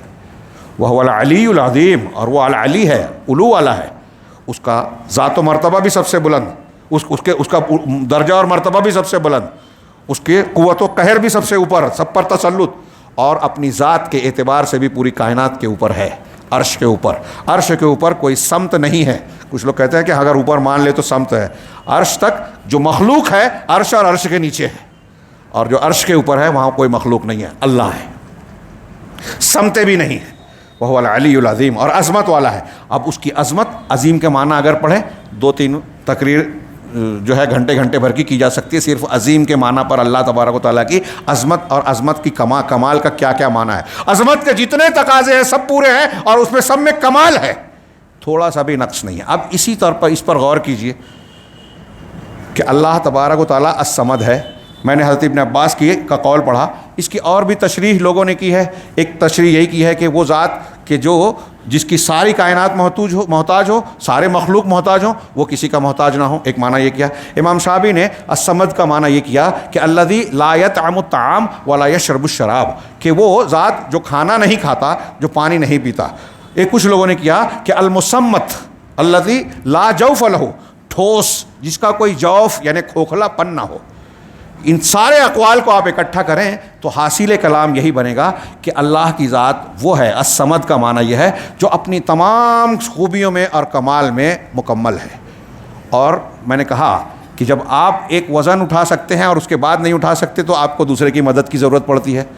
اللہ تبارک و تعالیٰ کی جب کوئی خامی ہے ہی نہیں تو کسی کی مدد کی ضرورت ہوگی اس کائنات کو بنانے میں، چلانے میں۔ ہمارے ہاں کچھ لوگ کہتے ہیں کہ بہت سارے دیوی دیوتا ہیں، یونانیوں کا عقیدہ ہے، ہندوؤں کا عقیدہ ہے، اسی سے لے کے ہمارے ہاں کچھ مشرکین اولیاء اور صالحین کے بارے میں کہتے ہیں کہ وہ پانی پر حکومت کرتے ہیں، اولیاء، ابدال، کتب، یہ سب نظام چلا رہے ہیں، حضرت علی مولا کائنات ہے، فلاں اور فلاں ہیں، یہ سب اللہ رب العالمین کی توہین کر رہے ہیں۔ یہ مان رہے ہیں کہ اللہ تبارک و تعالیٰ کو کسی کی ضرورت ہے۔ قرآن حدیث میں بہت ساری جگہوں پہ کہا اللہ تبارک و تعالیٰ نے کہ اللہ نے اکیلے کائنات کو پیدا کیا، چلا رہا ہے، تدبیر کر رہا ہے، کسی کی کوئی حصے داری بھی نہیں ہے، کسی کی کوئی مدد بھی نہیں ہے۔ وما لہ فیہما من شرک وما لہ منہم من ظہیر، اللہ تعالیٰ کا کوئی مددگار بھی نہیں ہے، سورہ سبا میں کہا، نہ کوئی پارٹنر شریک ہے۔ تو سارے کے سارے محتاج ہیں، ہم کمزور ہیں اس لیے مانگ رہے ہیں۔ اب اسی کو اس طرح دیکھیے کہ اب اللہ تبارک و تعالیٰ کی طرح کوئی پیر، کوئی ولی، کوئی فرشتہ، کوئی نبی ہے کیا؟ کوئی سمدیت ہے؟ آپ انبیاء کو دیکھیے، میں نے ابھی اشارہ کیا ایک چیز کا، اور بھی حیثیت سے غور کیجئے، اللہ کے رسول صلی اللہ علیہ وسلم ہوں، تمام انبیاء ہوں، اپنی ضرورتیں اللہ سے مانگ رہے ہیں۔ اگر میرے پاس کھانے کے لیے سامان ہے تو میں کسی سے کہوں گا کہ مجھے بھوکا ہوں کھانا دے دو؟ میرے گھر پہ کھانا ہے، میں کسی سے کہوں گا یہ کہ میں فاقے سے ہوں، کھانا نہیں ہے، مجھے کھانا کھلا دو، بھوک لگی ہے؟ میرے پاس پیسہ ہے، یہ ہمارے ہاں جو لوگ کچھ کرتے ہیں ہرس اور الگ میں الگ، تو کیا میں کسی سے کہوں گا کہ بھائی بھیک مانگوں گا کہ میرے پاس کچھ بھی نہیں ہے دے دو؟ اگر انبیاء کرام علیہم الصلاۃ والسلام کے اندر طاقت ہوتی کہ وہ کائنات کے نظام پر اثر انداز ہوں تو اللہ کے نبی صلی اللہ علیہ وسلم دشمنوں سے بچاؤ کے لیے اللہ تبارک و تعالیٰ سے حفاظت نہیں مانگتے۔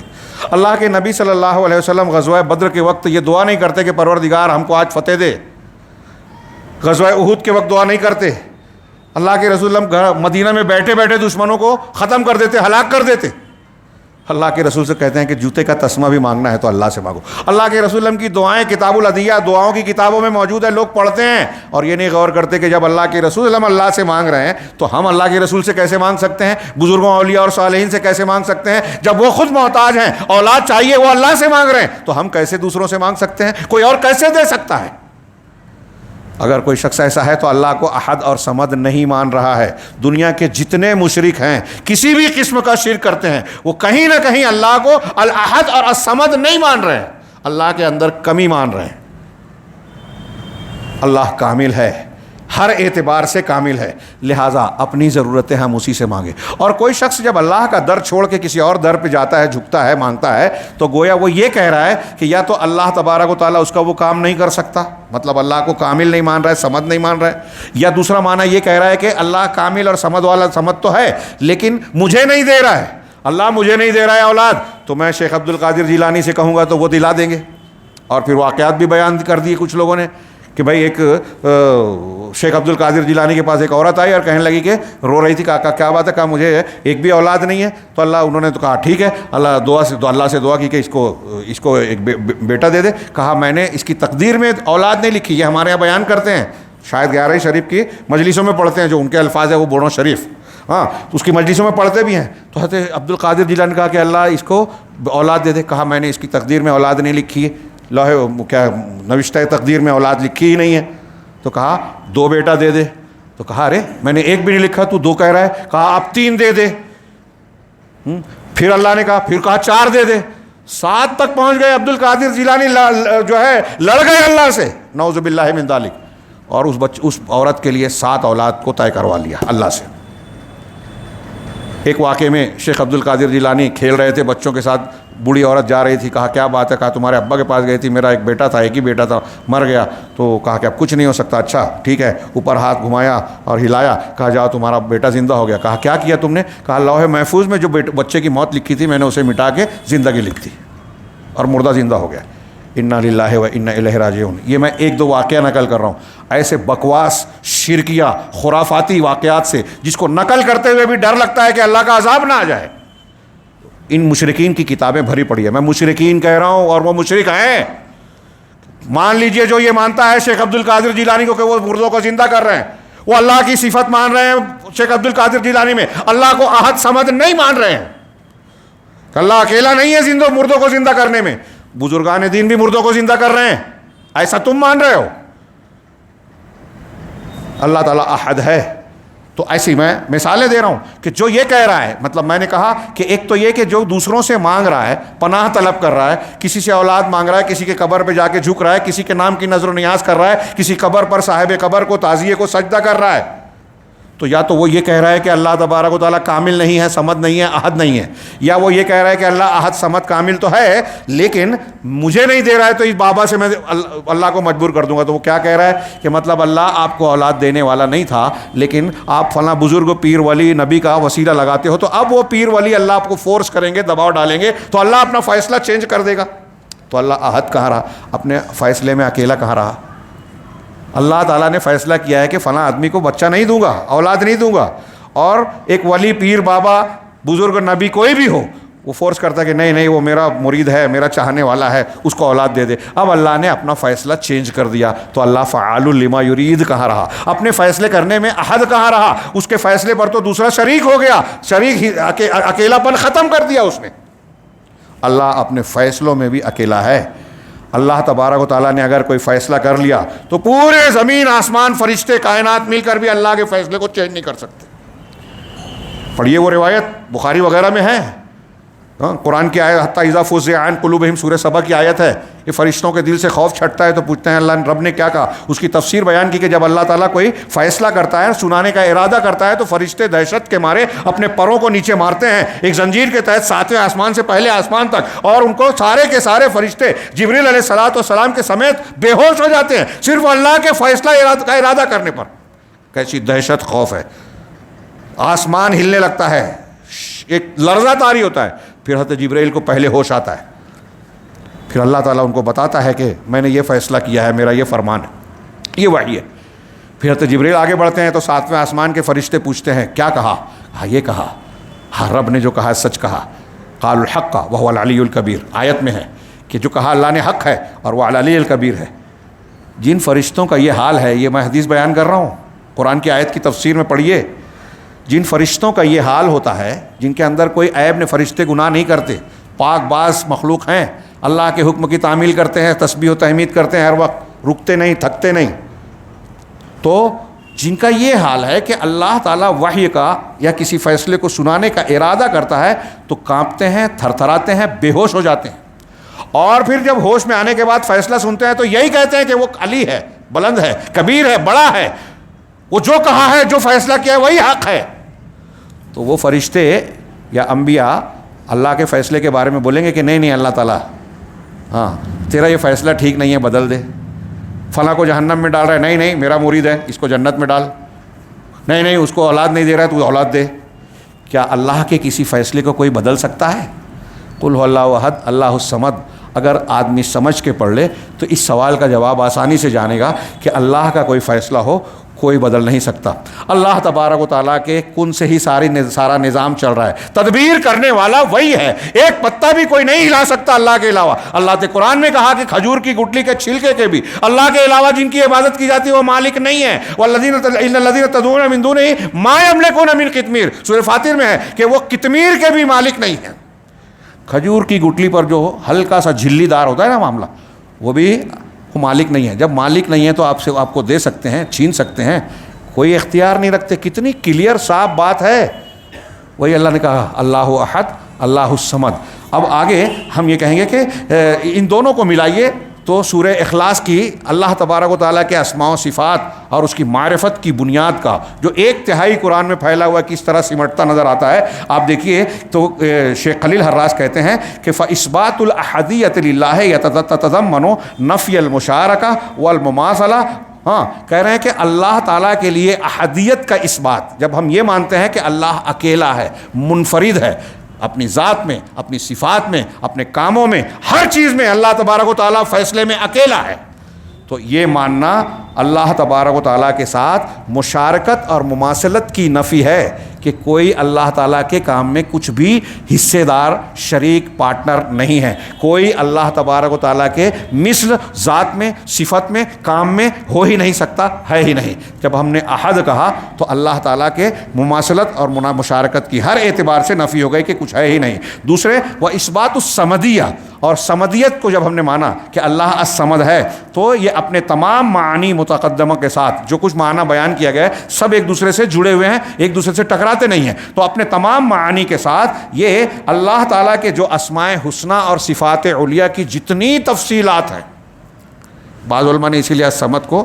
اسم اعظم کہا, بعض اور بھی کہتے ہیں کہ جتنے اللہ کے اسماء حسنہ اور اس کے جتنے صفات ہیں, ان کے معنی اور مطالب ہیں, ان کی ساری تفاصیل الصمد کے معنی میں, صمدیت کے معنی میں آ گئی. یہ توحید اثبات ہے. توحید اثبات, توحید کی 2 پہلو کیے جاتے ہیں. ہم جو ایک تقسیم کرتے ہیں نا, توحید الوہیت, توحید ربوبیت, توحید اسماء و صفات. ایک توحید کہتے ہیں توحید اثبات و معرفت, اور دوسرے توحید القصد و طلب. ایک حصہ یہ بیان کیا جاتا ہے کہ اللہ کے لیے کیا چیزیں ماننا ہے کہ یہ ہے, اور اللہ کے لیے کن چیزوں کی نفی کرنا ہے جو اللہ کی پاکی بیان کرتے ہیں کہ اللہ ایسا نہیں ہے، اس کو تنزیہ کہتے ہیں، یعنی اللہ کی پاکی بیان کرنا۔ تو احد اور صمد جب ہم نے کہا تو ان دونوں کے معنی میں اللہ کے لیے جن جن چیزوں کو ثابت کرنا جائز ہے یا قرآن و حدیث نے ثابت کیا ہے یا جو چیزیں ہیں ثابت، وہ ساری چیزیں اس میں آ گئی۔ جیسے الحی القیوم میں آتی ہے صفات ذات اور صفات افعال، اس میں احد اور صمد کو جب ہم نے مانا کہ اللہ الصمد ہے تو ساری خوبیاں، سارے اسماء الحسنی، سارے صفات اولیاء، ان کی ساری تفاصیل ہم اللہ کے اندر مان رہے ہیں۔ اللہ کو احد مان رہے ہیں تو یہ مان رہے ہیں کہ اللہ تبارک و تعالیٰ ہر خوبی میں انتہا درجے کا، اس درجے کا ہے اس کے جیسا کوئی ہے ہی نہیں، کوئی شریک نہیں، کوئی مماثل نظیر نہیں، نہ اس کی کوئی بیٹی ہے، نہ باپ ہے، نہ بیٹا ہے۔ اگر بیٹا باپ یا کوئی اس طرح کا ہوتا تو اللہ احد اکیلا نہیں رہ جاتا، کیونکہ بیٹا باپ کے جیسا، باپ بیٹے کے جیسا ہوتا ہے، کچھ خوبیوں میں اشتراک ہوتا ہے۔ تو اللہ کا نہ کوئی شریک ہے، نہ کوئی مماثل ہے، کوئی ند، کوئی شبیہ، کوئی مماثل نہیں ہے۔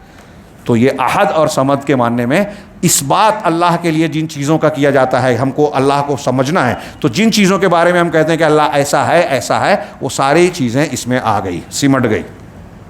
اب دوسری توحید کی دوسری قسم وہ توحید التنزیہ، تو قل هو اللہ احد اللہ الصمد کے بعد والے جو دو جملے ہیں، الذی لم یلد ولم یولد ولم یکن لہ کفوا احد، تو لم یلد ولم یولد ولم یکن لہ کفوا احد، یہ اس میں توحید تنزیہ کا پہلو توحید کا آ گیا۔ چنانچہ اللہ تبارک و تعالیٰ کے اس قول سے لم یلد ولم یولد ولم یکن لہ کفوا احد، اس میں توحید اللہ کی ذات کی تنزیہ آتی ہے اجمالاً۔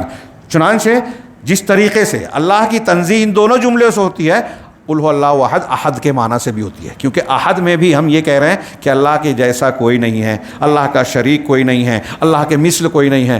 تو احد کا معنی اور اس کے معنی میں کہتے ہیں دونوں کے اندر جو ہے اللہ کی تنزیہ کا پہلو آ گیا، یعنی کوئی بھی اللہ تبارک و تعالیٰ کی طرح ہے ہی نہیں۔ اب اللہ تعالیٰ سننے والا ہے، دعا کا سننے والا ہے، تو آپ اللہ کے علاوہ کسی اور سے دعا کیوں کریں؟ اللہ تبارک و تعالیٰ عالم الغیب ہے، تو آپ یہ عقیدہ کیوں رکھیں کہ ہم جہاں کہیں رہیں کوئی اور بھی ہماری سن سکتا ہے، ہم کو دیکھ سکتا ہے، حاضر و ناظر ہو سکتا ہے؟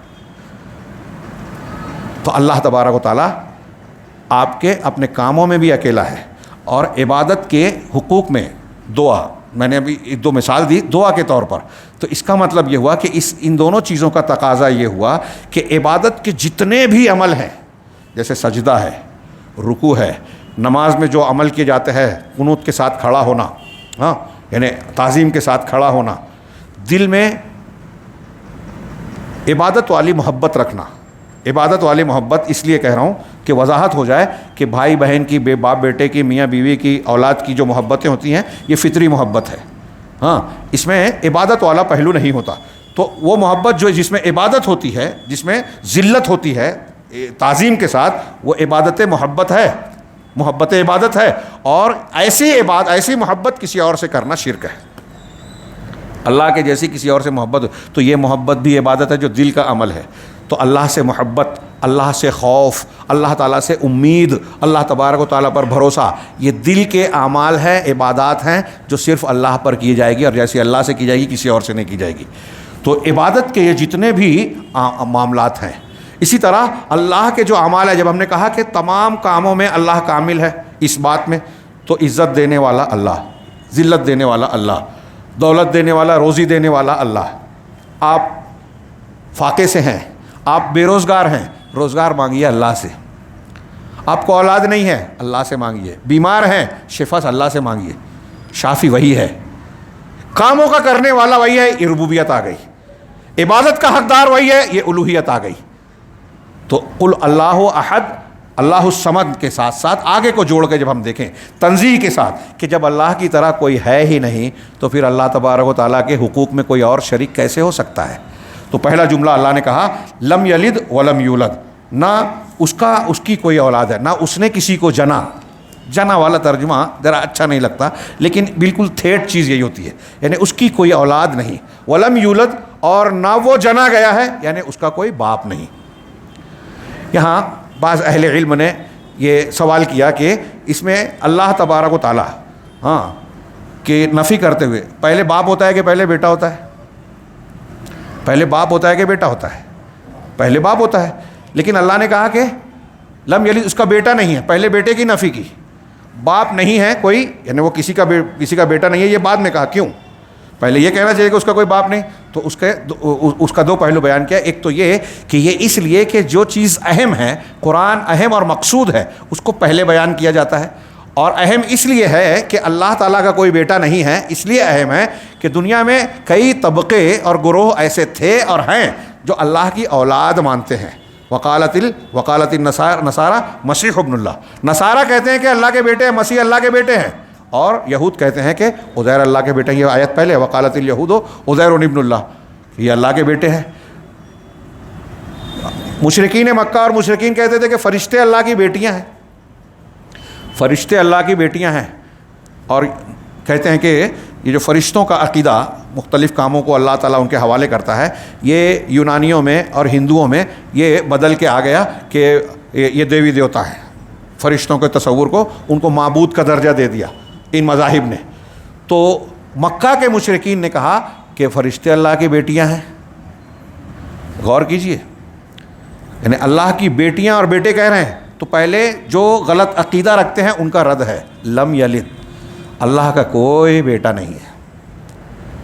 اچھا ایک بات اور بھی ہے، قرآن میں کئی جگہ ہے الحمدللہ الذی لم یتخذ ولدا ولم یکن لہ شریک فی الملک ولم یکن لہ ولی من الذل وکبرہ تکبیرا. سورہ بنی اسرائیل کی آخری آیت پڑھ، شاندار آیت توحید کی. الحمدللہ الذی، تمام تعریف اس اللہ کے لیے ہے جس نے کوئی بیٹا نہیں بنایا. الذی لم یتخذ ولدا ولم یکن لہ شریک فی، نہ کائنات کی سلطنت میں اس کا کوئی شریک ساجی حصے دار ہے، کوئی نہیں ہے.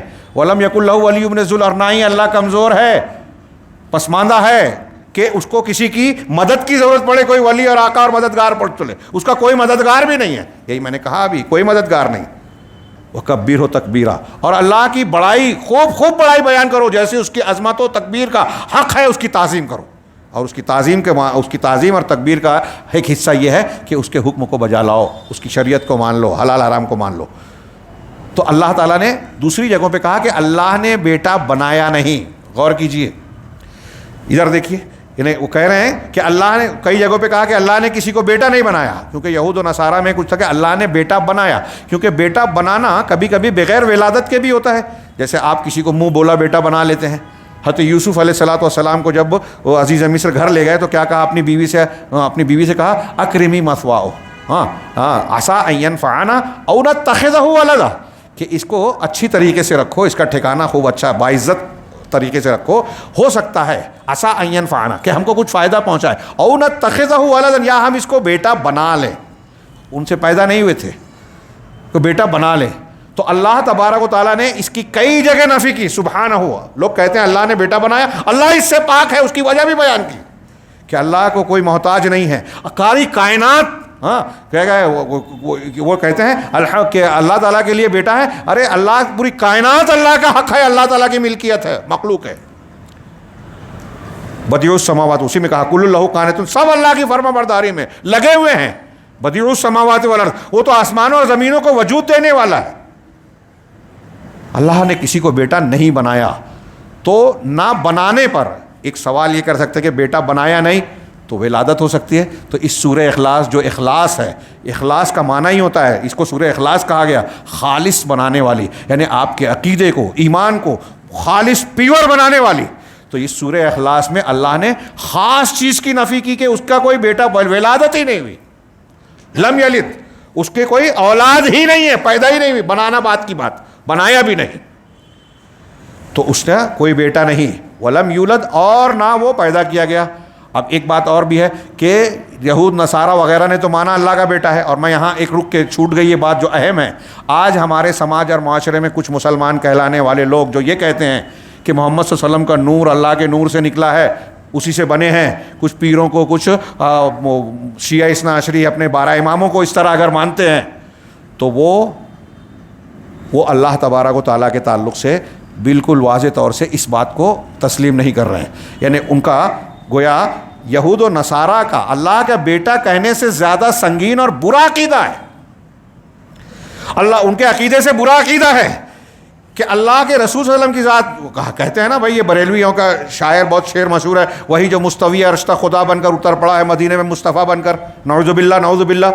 اور اس طرح کے لوگ روایتیں گڑھ کے بیان کرتے ہیں. وہ جھوٹی روایت ہے کہ اللہ نے اپنے نور سے جو ہے محمد کا نور ایک چیز نکالی، اس کا 4 حصہ کیا، اس سے ایک سے یہ بنایا، ایک سے یہ بنایا، ایک سے محمد کا نور بنایا، پھر ان کے نور سے 4 چیزیں بنائی. یہ پوری لمبی تفصیل جو بالکل جھوٹی من گھڑت روایت ہے. اور یہ کہتے ہیں کہ اللہ کے نور سے نکلے. تو جو اللہ کا بیٹا مان رہے ہیں یہ اللہ کے نور سے محمد صلی اللہ علیہ وسلم نکلے ہوئے، کیا اللہ کا بیٹا ماننے جیسا نہیں ہے؟ اس سے گھناؤ نا، میں سمجھتا ہوں. اور اس طرح کے عقیدے ہمارے یہاں کچھ مسلمان کہلانے والے، وہ مسلمان ہے نہیں، کیونکہ ان کا عقیدہ توحید بگڑا ہوا ہے. جس کا توحید ٹوٹ گئی وہ اسلام سے باہر ہو گیا. وہ چاہے جتنی مرتبہ لا الہ الا اللہ پڑھ رہا ہو، لیکن جب یہ کہہ رہا ہے کہ محمد صلی اللہ علیہ وسلم اللہ کا جز ہے، بولتے ہیں، میں نے ایک تقریر سنی تھی ایک بریلوی عالم کی، کہا جیسے درخت میں ایک بڑا تنا ہوتا ہے لکڑے کا، تو اسی سے کاٹ کے جو ہے ماچس کی تیلی بنتی ہے، تو وہ ماچس کی تیلی کہلاتی ہے، لیکن وہ اسی درخت کا حصہ ہے، جز ہے. ایسے ہی نور محمد نور الہی کا ٹکڑا حصہ ہے، نعوذ باللہ من ذالک. انہیں یہ آیت سورہ قل اللہ احد اللہ الصمد پڑھنا چاہیے اور سمجھنا چاہیے. تو الذی لم کیا ہے؟ قل اللہ احد اللہ الصمد لم یلد ولم یولد، جس کا نہ کوئی اولاد ہے، نہ کوئی بیٹا بیٹی پوتا پوتی ہے، نہ کوئی نسل ہے آنے والی، اور نہ یولد، اور نہ وہ پیدا کیا گیا ہے، نہ باپ ہے. ہاں ایک بات یہ بھی ہے کہ کائنات میں کوئی گروہ کوئی مذہب ایسا نہیں گزرا ہے جو یہ مانتا ہو کہ اللہ تعالیٰ کا باپ ہو. پھر بھی اس کی نفی کیوں کی گئی؟ تو لوگوں نے کہا کہ یہ اس لیے کہ بات کی پوری تکمیل اور تنزیہ اور اللہ کی پاکی کی پوری تکمیل کر دی جائے، تتمہ بیان کیا جائے. آج اگر کچھ لوگ اولاد مان رہے ہیں تو ہو سکتا ہے کسی کے دماغ میں یہ بات پیدا ہو کہ باپ بھی ہوگا، حالانکہ یہ عقلاً محال ہے. اگر اللہ اور اس لیے بھی کہ یہ اللہ تبارک و تعالیٰ کی ذات کے تعلق سے مکمل طریقے سے ایک انسان کے عقل و ذہن میں بسا دیا جائے کہ اگر اللہ تبارک و تعالیٰ کی ذات ایسی ہوتی کہ اس کو کسی نے بنایا تو یہ سلسلہ چلتا اور یہ سلسلہ ختم ہی نہیں ہوتا. ہم اللہ کو اس لیے خالق مالک اور مخلوق سے الگ مانتے ہیں کہ وہ کسی کی مخلوق کسی کی اولاد ہے ہی نہیں، وہ خود خالق ہے، ہمیشہ سے ہے. بہت اہم بات ہے یہ. میں نے ذکر کیا بعض مرتبہ، اندور میں ایک جینی نے مجھ سے سوال کیا تھا کہ تم بولتے ہو کہ ہم سب کو اللہ نے پیدا کیا، تو اللہ کو کس نے پیدا کیا؟ تو میں نے اس کو جواب دینے سے پہلے کہا کہ اگر ایسا ہوتا کہ اللہ کو کسی نے پیدا کیا، اگر اللہ کو کسی نے پیدا کیا ہوتا اور وہ مخلوق ہوتا تو ہم اللہ کو بھی عبادت نہیں کرتے، کیونکہ وہ بھی محتاج ہو جاتا.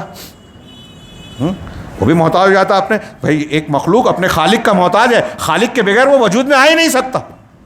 بیٹا اپنے باپ کا محتاج ہے.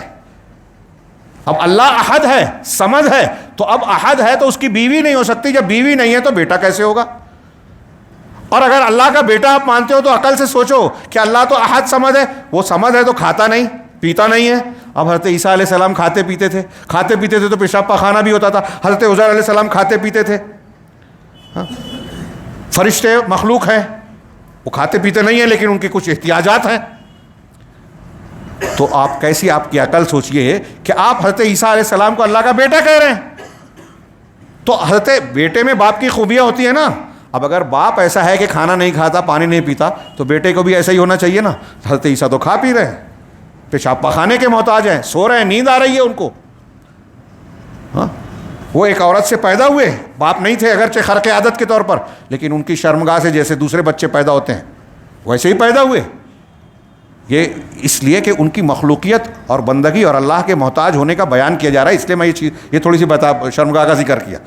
مطلب یہ ان کی محتاجگی اور معمول کے مطابق پیدا ہونے والا ایک حصہ ہے.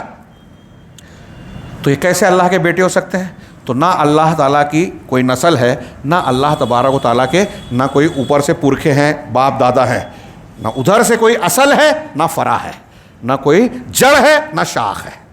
اللہ اکیلا ہے، وحدہ لا شریک ہے، ہمیشہ سے ہے، ہمیشہ کے لیے ہے. اللہ تبارک و تعالیٰ نے اپنے لیے اولاد کا تذکرہ کرتے ہوئے کئی جگہوں پر رد کیا. میں 2 آیت صرف پڑھ رہا ہوں. وقالوا اتخذ اللہ ولدا، وہ کہتے ہیں کہ اللہ نے بیٹا اختیار کر لیا ہے. سبحانہ، اللہ پاک ہے. بل لہ ما فی السماوات والارض، اللہ پاک ہے. بھائی بیٹے کی ضرورت کس کو پڑتی ہے؟ جس کے اب جیسے ہم اولاد ہیں. ہاں ایک اور بھی ذرا دلچسپ پہلو تھوڑا سا 2 جملے میں، کہ انسان شادی کرنے کے بعد اولاد نہ ہو تو اولاد نہ ہونے پہ ہمارے یہاں کمزوری مانی جاتی ہے. یعنی ہمارے لیے، انسانوں کے لیے اولاد کا ہونا خوبی ہے، کمال ہے. نہیں ہو تو علاج کرنا پڑتا ہے. آدمی فکر کرتا ہے، دوڑ بھاگ کرتا ہے، عورتیں تانا دینے لگتی ہے کہ ارے اولاد کیوں نہیں ہو رہی ہے، کمی تو نہیں ہے مرد میں یا عورت میں. تو انسان کے لیے یہ ایسی چیز ہے کہ اولاد کا نہ ہونا ہمارے لیے خامی ہے، اور اللہ کے لیے اولاد کا ہونا خامی ہے. کیوں؟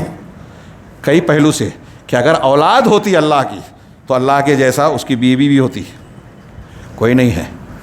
اگر اولاد ہوتی تو اس کا مطلب یہ ہوا کہ اللہ تبارک و تعالیٰ کو اپنے ملک، سلطنت، اپنا نظام کائنات چلانے کے لیے کسی کی ضرورت ہے. ہر ایک چیز عقل سے بھی سوچو کہ اگر اللہ کی اولاد ہوتی تو اللہ ہمیشہ سے ہے، اور جو اولاد ہوتی وہ مخلوق ہوتی، کبھی نہ کبھی وجود میں آئی. تو جب وجود میں آئی تو اس کا اسٹارٹ ہوا تو وہ ہمیشہ سے کہاں ہے؟ ہو ہی نہیں سکتا. تو اللہ تبارک و تعالیٰ نے کہا کہ اللہ پاک ہے، ہم کو بڑھاپے کی لاٹھی کی ضرورت ہے. اللہ تبارک و تعالیٰ کی ذات کو، ہاں ایک اور بھی پہلو ہے، ہم پڑھتے ہیں نا تبارک الذی، اللہ کی ذات بابرکت ہے. تو بابرکت کا معنی کیا؟ برکت کا ایک معنی ہم کرتے ہیں کہ جو چیز بڑھتی ہے، کھانے میں اضافہ ہو جائے، ہاں نمو ہو جائے، ہاں تو کہیں گے برکت ہے. کیا اللہ تبارک و تعالیٰ کی ذات میں کسی چیز کا اضافہ ہوگا؟ سننے والا ہے تو سننے میں کچھ زیادہ سننے لگے گا، دیکھنے والا ہے تو کچھ زیادہ دیکھنے لگے گا. اگر پہلے کم تھا اور اب بڑھ گیا تو اس کا مطلب پہلے کمی تھی تو نقص ہو جائے گا. ایسا ہو ہی نہیں سکتا. اللہ کی ہم نے ابھی پڑھا کہ اللہ ہر خوبی، ہر کمال میں کامل ہے. جب کامل ہے تو کوئی کمی ہے ہی نہیں. تو پھر برکت کا مطلب کیا؟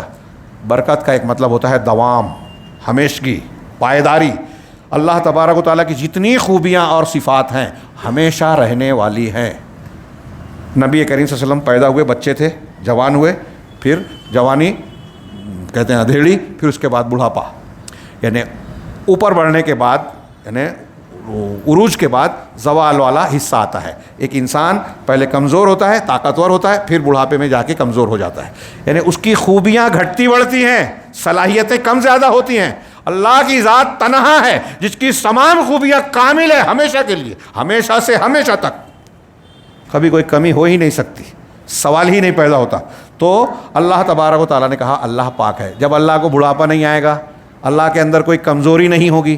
جب اللہ تعالیٰ کا معاملہ یہ ہے کہ انما امرہ اذا اراد شیئا ان یقول له کن فیکون، اللہ کا معاملہ یہ ہے کہ جب وہ کہتا ہے کہ ہو جا تو ہو جاتی ہے. اللہ کی شان جب یہ ہے، ہاں تو اس کو اولاد کی ضرورت کہاں ہے؟ بڑھاپے کی لاٹھی کی ضرورت ہے کیا؟ نہیں. ہاں بلکہ اللہ نے کہا بل لہ ما فی السماوات والارض، ارے بلکہ اس کے تو آسمان اور زمین میں جو کچھ ہے سب کچھ اسی کا ہے. عیسائیوں کا رد کرتے ہوئے اللہ نے ایک جگہ بڑی شاندار بات کہی قرآن میں کہ اگر اللہ چاہے تو مریم اور ان کے بیٹے عیسیٰ اور پوری کائنات کو تباہ کر دے تو اللہ کا کیا بگڑے گا؟ کچھ بھی نہیں. تو وہ بے نیاز ہے، اس کو کسی کی ضرورت نہیں ہے. تو کہا کہ آسمان اور زمین کی ساری چیزوں کا مالک وہی ہے. کل لہ قانتون، ہر چیز اس کی فرما برداری میں، قنوت میں لگی ہوئی ہے. بدیع السماوات والارض، وہ آسمانوں اور زمینوں کو ابتدا سے پیدا کرنے والا ہے. وَإِذَا قَضَىٰ أَمْرًا، اور جب وہ کوئی فیصلہ کرنا چاہتا ہے، ارادہ کرتا ہے، تو فَإِنَّمَا يَقُولُ لَهُ كُن فَيَكُونُ، تو اس سے بس اتنا کہتا ہے کہ ہو جا تو ہو جاتی ہے. تو اس کی شان، اس کی ذات، اس کی عظمت کا تو یہ معاملہ ہے. اس کو اولاد کی ضرورت کہاں ہے؟ اگر آپ اسے اولاد کو فٹ کر رہے ہیں تو اس کا مطلب یہ کہ آپ اللہ کے لیے ایک عیب کی بات کر رہے ہیں. یہ اتنی بڑی بات ہے کہ سورہ مریم میں اللہ نے کہا کہ یہ لوگ رحمان کے لیے بیٹے کا دعویٰ کرتے ہیں. قریب ہے تکاد السماوات یتفطرن منہ وتنشق الارض وتخر الجبال حدا، قریب ہے کہ اس سے آسمان پھٹ پڑے، زمین شق ہو جائے، شگاف پڑ جائے، اور جو ہے پہاڑ جو ہے ریزہ ریزہ ہو جائیں، ٹوٹ پھوٹ جائیں. ہم دعوا للرحمن ولدا، کہ رحمان کے لیے بیٹے کا دعویٰ کرتے ہیں. ہاں اللہ تبارک و تعالیٰ نے اسی آیت میں آگے کہا ان کل من فی السماوات والارض الا آتی الرحمن وما ينبغي للرحمن ان يتخذ ولدا. رحمان کے لیے یہ ٹھیک ہی نہیں ہے کہ بیٹا بنائے، اس کو ضرورت ہی نہیں ہے، اس کے لیے روا ہی نہیں ہے. اور آگے کہا کہ آسمان اور زمین میں جو کچھ ہے، جو بھی ہے، الا آتی الرحمن عبدا، آسمان اور زمین میں جو کچھ ہے، جو بھی ہیں، انبیاء ہیں، صالحین ہیں، سب کے سب رحمان کے پاس بندے اور غلام بن کر آنے والے. کوئی اللہ کے سامنے اس کے جیسا تھوڑی بن سکتا ہے، کھڑا ہو سکتا ہے، سوال ہی پیدا نہیں ہوتا. تو لم یلد ولم یولد، اللہ تبارک و تعالیٰ کا نہ کوئی بیٹا ہے. یہ بھی اگر غور سے دیکھیں تو اللہ کی احدیت اور صمدیت کی تفسیر کر رہا ہے. اور بعض لوگوں نے یہ بھی کہا کہ صمد کی تفسیر یہ جملہ کر رہا ہے، لم یلد ولم یولد، نہ اس کا کوئی بیٹا نہ کوئی باپ ہے. ولم یکن لہ کفوا احد، اور اس کا کوئی کفو نہیں ہے. کف کا معنی ہم ہمسر کہتے ہیں. ہاں اضواء البیان میں ہے کہ کف ان کفون اور کفاءن، یہ تینوں کا ایک ہی معنی ہوتا ہے، جس کا معنی ہوتا ہے مثل. کوئی کسی کے مثل ہو، فلاں فلاں کے جیسا ہے، تو جو ہم جیسا بولتے ہیں مثل، اس کا معنی مثل کو ہوتا ہے۔ ہاں، مفسرین نے لم یکن لہ کفوا احد میں اس کی تفسیر کرتے ہوئے، اس معنی کی تفسیر کرتے ہوئے کئی باتیں بیان کی ہیں، سب ایک دوسرے سے قریب قریب ہیں، جو کہ سب کے سب سارے تفسیروں کو اکٹھا کیا جائے تو سب کا بنیادی نتیجہ یہی نکلتا ہے کہ اللہ تبارک و تعالیٰ کا کوئی مثیل نہیں ہے، نظیر نہیں ہے، اس کے جیسا، اس کا ہمسر، اس کا مماثل، اس کا برابری کرنے والا، اس کی جوڑ کا، یہ میں الگ الگ الفاظ بول رہا ہوں، سب ہم اردو میں جوڑ کا، مقابل، مقابلہ کرنے والا، سامنے اس کے جیسا، یہ تھوڑا تھوڑا فرق سے سب ایک ہیں، اور اسی الگ الگ معنی میں قرآن میں ہر چیز کی نفی کی گئی ہے، جس میں سے ایک یہ ہے۔ چنانچہ حضرت کعب ابن مالک اور حضرت عطا کفواً کی تفسیر کرتے ہیں کہ لم یکن لہ مثل ولا عدیل، اللہ تبارک و تعالیٰ کا کوئی مثل اور کوئی عدیل نہیں ہے، اور حضرت ابن عباس کہتے ہیں کہ لم یکن لہ کفوا احد کا وہی معنی ہے جو اللہ کے کلام لیس کمثلہ شیء کا معنی ہے، یعنی اللہ کے جیسا کوئی ہے ہی نہیں۔ بالکل ایک دوسرے کی قرآن تفسیر کر رہی ہے، اللہ کے جیسا اس کے مثل کوئی نہیں، کچھ بھی، شیء کچھ بھی نہیں ہے، اور یہاں بھی نکرہ کا استعمال ہے، اور نفی کے سیاق میں عربی کے قاعدے سے آپ جو لوگ جانتے ہیں سمجھتے ہیں اس میں نفی میں بہت شدت ہے کہ کوئی بھی نہیں، جو میں دبا کے بول رہا ہوں نا یہ اسی کا معنی ہے، کوئی بھی اللہ کا ہمسر نہیں، کوئی بھی اللہ کے جیسا نہیں ہے، کوئی بھی نہیں ہے، نہ محمد رسول اللہ صلی اللہ علیہ وسلم ہے، نہ حضرت عیسیٰ ہیں، نہ حضرت عزیر ہیں، نہ کوئی فرشتہ ہے، نہ حضرت جبرائیل ہیں، نہ اولیاء اور صالحین ہیں، نہ بزرگان ہیں، نہ دیوی دیوتا ہیں، دنیا میں جن کو لوگ اللہ کے سوا پوج رہے ہیں، کوئی بھی اللہ کے جیسا ہے ہی نہیں، اس کے مقابل کا، اس کی برابری کا ہے ہی نہیں۔ غور کیجئے، ہاں اللہ کہہ رہا ہے۔ اور اسی طریقے سے حضرت امام مجاہد کہتے ہیں کہ لم یکن لہ کفوا احد کا ایک معنی یہ ہے کہ اے لا صاحبۃ لہ، اللہ کا کی کوئی بیوی ہی نہیں ہے۔ ظاہر سی بات ہے میاں بیوی ایک دوسرے کے جیسے ہوتے ہیں یا جوڑ کے ہوتے ہیں، تو یہ معنی بھی اس میں آ گیا جو حضرت مجاہد بیان کر رہے ہیں کہ اللہ کی بیوی بھی نہیں ہے، اور جب بیوی نہیں ہے تو بیٹا کیسے ہوگا؟ اب یہاں ایک تفسیر بیان کی کہ اللہ تبارک و تعالیٰ کی مثلیت اور اللہ کی تنزیہ کے طور پہ قرآن میں ند، عدیل، مثیل، مثل سب کی تردید کی گئی ہے۔ ند کی تفسیر تردید تو یہیں کی گئی ہے، مثل کی تردید کرتے ہوئے اللہ نے کہا لیس کمثلہ شیء، جو ابھی میں نے ترجمہ کیا، اس کے جیسا کوئی نہیں، مثل کوئی نہیں۔ اسی طرح قرآن میں سورہ نحل میں کہا فلا تضربوا للہ الامثال، اللہ کے لیے امثال، مثالیں بیان نہ کرو، جب اللہ مخلوق کی طرح اور مخلوق اللہ کی طرح ہے ہی نہیں۔ سوچئے تھوڑی دیر کے لیے کہ اللہ مخلوق اور مخلوق اللہ کی طرح ہے ہی نہیں کسی بھی معاملے میں، تو اللہ تعالیٰ کی مثال کیسے بیان کی جا سکتی ہے؟ اس کو سمجھانے کے لیے ہم بچوں کو کہتے ہیں کبھی کبھی کہ آپ اگر کسی چیز کو نہیں دیکھے ہیں تو دیکھنے والا سمجھاتا ہے تو کسی دیکھی ہوئی چیز کی مثال دیتا ہے۔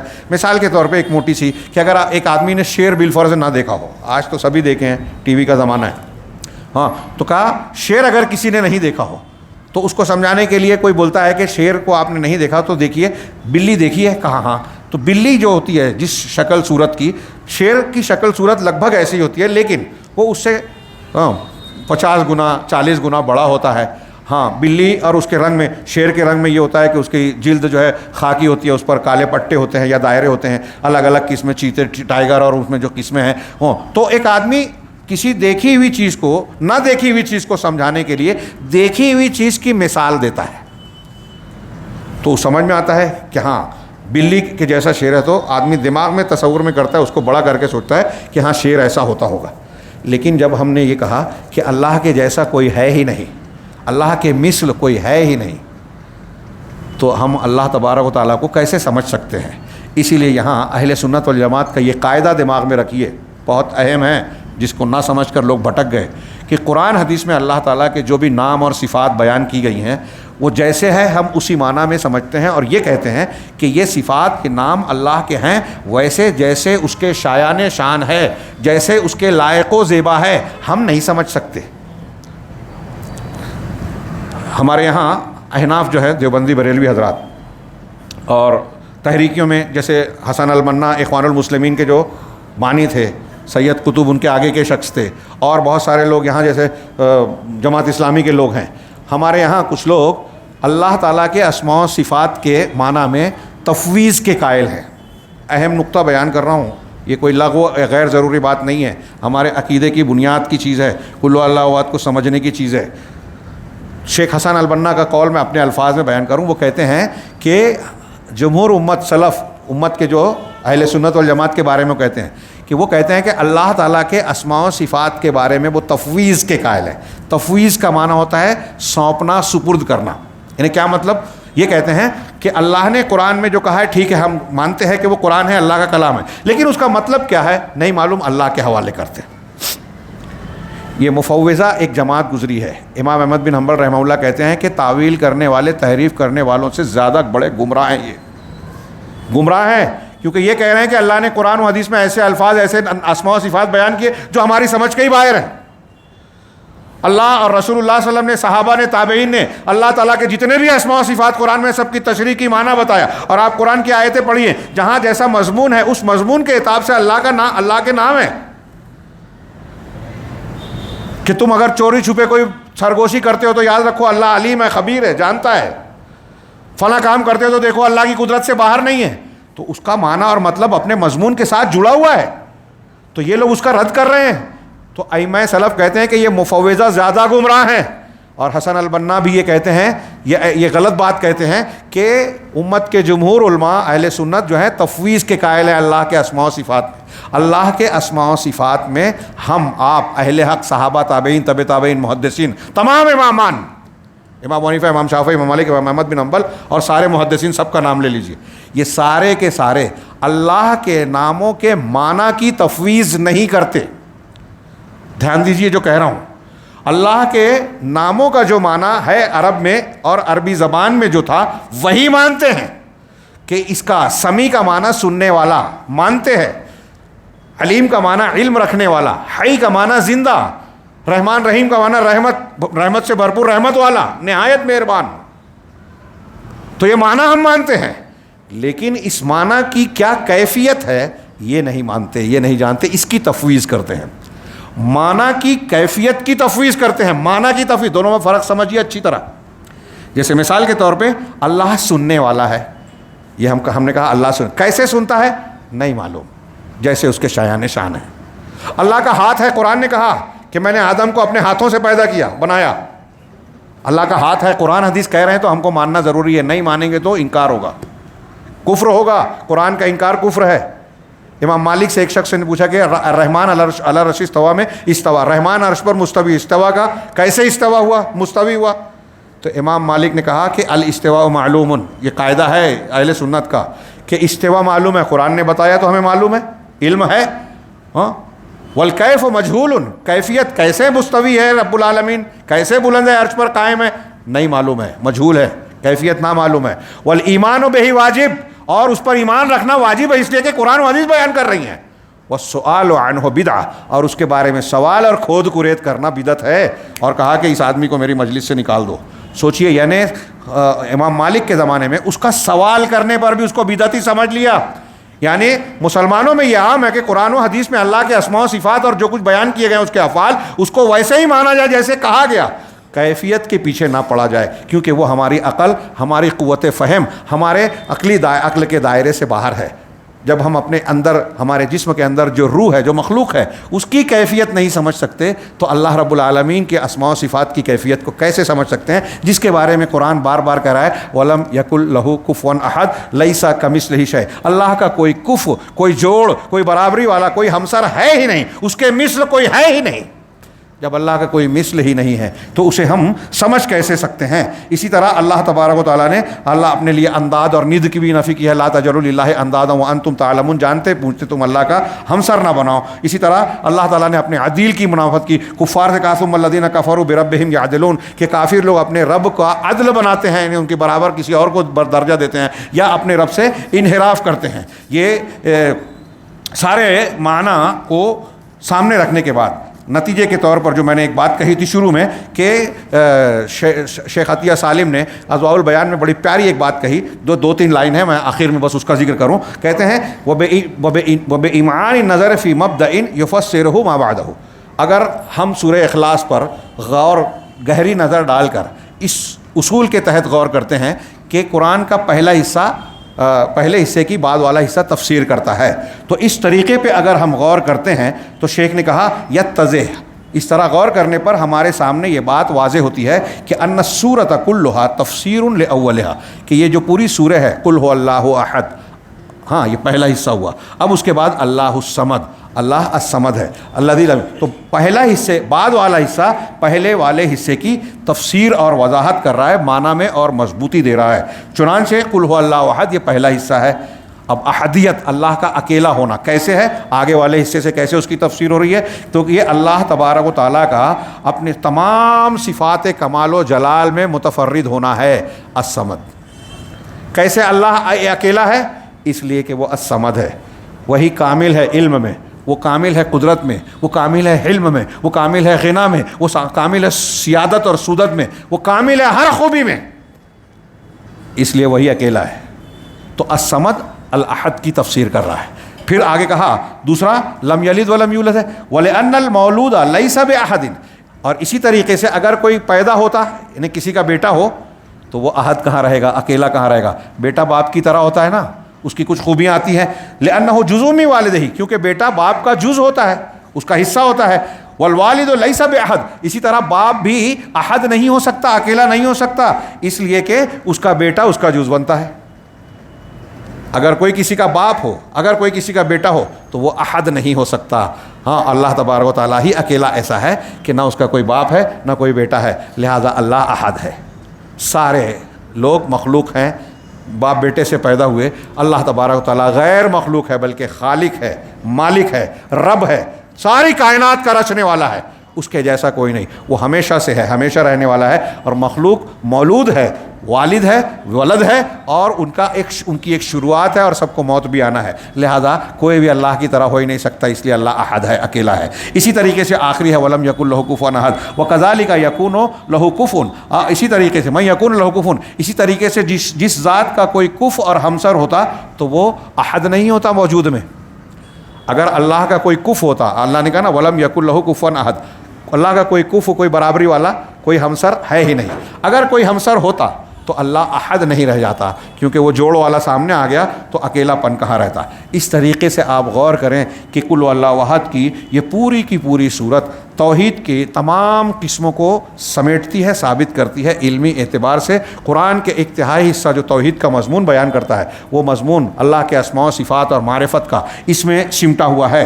اسی طریقے سے اس صورت پہ اگر غور کریں تو مشرکین شرک کی جتنی بھی قسمیں اختیار کر رہے ہیں، کائنات کی کوئی بھی قوم، کوئی بھی انسان اللہ کا درجہ کسی کو بھی دیتا ہے، کسی اور کی کوئی بھی درجے میں عبادت کرتا ہے، اللہ کے کاموں کو کسی اور کی طرف پھیرتا ہے، اللہ کے جیسا علم میں، عمل میں یا اللہ خوبیوں میں، صفات میں مانتا ہے، ان سب کا رد ہوتا ہے۔ یعنی کس توحید کی تمام قسموں کا اس بات ہوتا ہے قل اللہ احد کی صورت سے، اور شرک کی ہر قسم کا رد ہوتا ہے اس کے ذریعے سے۔ صرف یہود، نصارہ، مشرکین، مجوس، جین مذہب، بدھ مذہب، ان کے شرک اور کفر کا رد نہیں ہوتا، بلکہ مسلمان کہلانے والے لوگ جو قبر کی پرستش کر رہے ہیں، جو 12 اماموں اور اماموں کو عالم الغیب مان رہے ہیں، جو اللہ کے رسول صلی اللہ علیہ وسلم کو نور مجسم عالم الغیب حاضر و ناظر ہر جگہ مانتے ہیں، یہ کہتے ہیں کہ اللہ کے نور سے وہ نکلے ہوئے ہیں، ان کا بھی سورہ قل اللہ احد رد کر رہی ہے۔ اور اگر کوئی اس عقیدے کو مانتا ہے، میری بات اگر ان تک پہنچتی ہے تو وہ مجھ کو گالی دیں گے، برا مانیں گے، غصہ ہوں گے، میں مل جاؤں تو مارنے پیٹنے کی کوشش کریں گے، یہ سب کچھ وہ اپنے دل میں سوچیں، لیکن میری ایک گزارش سنیں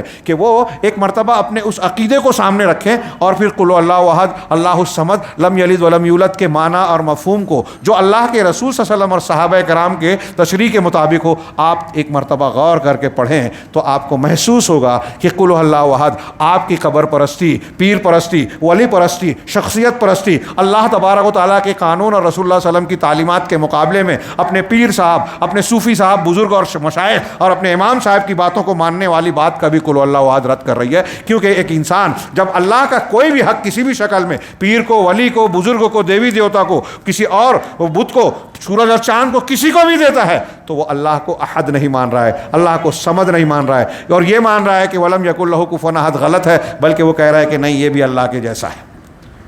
قل هو اللہ احد اللہ الصمد لم یلد ولم یولد ولم یکن لہ کفوا احد۔ یہ سورہ مبارکہ کی میں نے تھوڑی سی تفسیر کی، مزید آپ غور کرتے جائیں، ہم غور کرتے جائیں تو اس کی گہرائیاں اپنے اندر بہت سارے موتی اور ہیرے جواہرات ہمیں عطا کرنے کے لیے موجود ہیں، لہٰذا ہم اس کے معنی اور مطلب کو اپنی بساط کے مطابق سمجھیں، اس کی تفسیر کو جانیں، معنی و مفہوم کو سمجھیں، اور جب ہم کہیں قل تو یہ اللہ کا کلام اس طرح سے پڑھیں کہ اللہ ہم سے کہہ رہا ہے کہ یہ کہیے، تو کیسے کہیے؟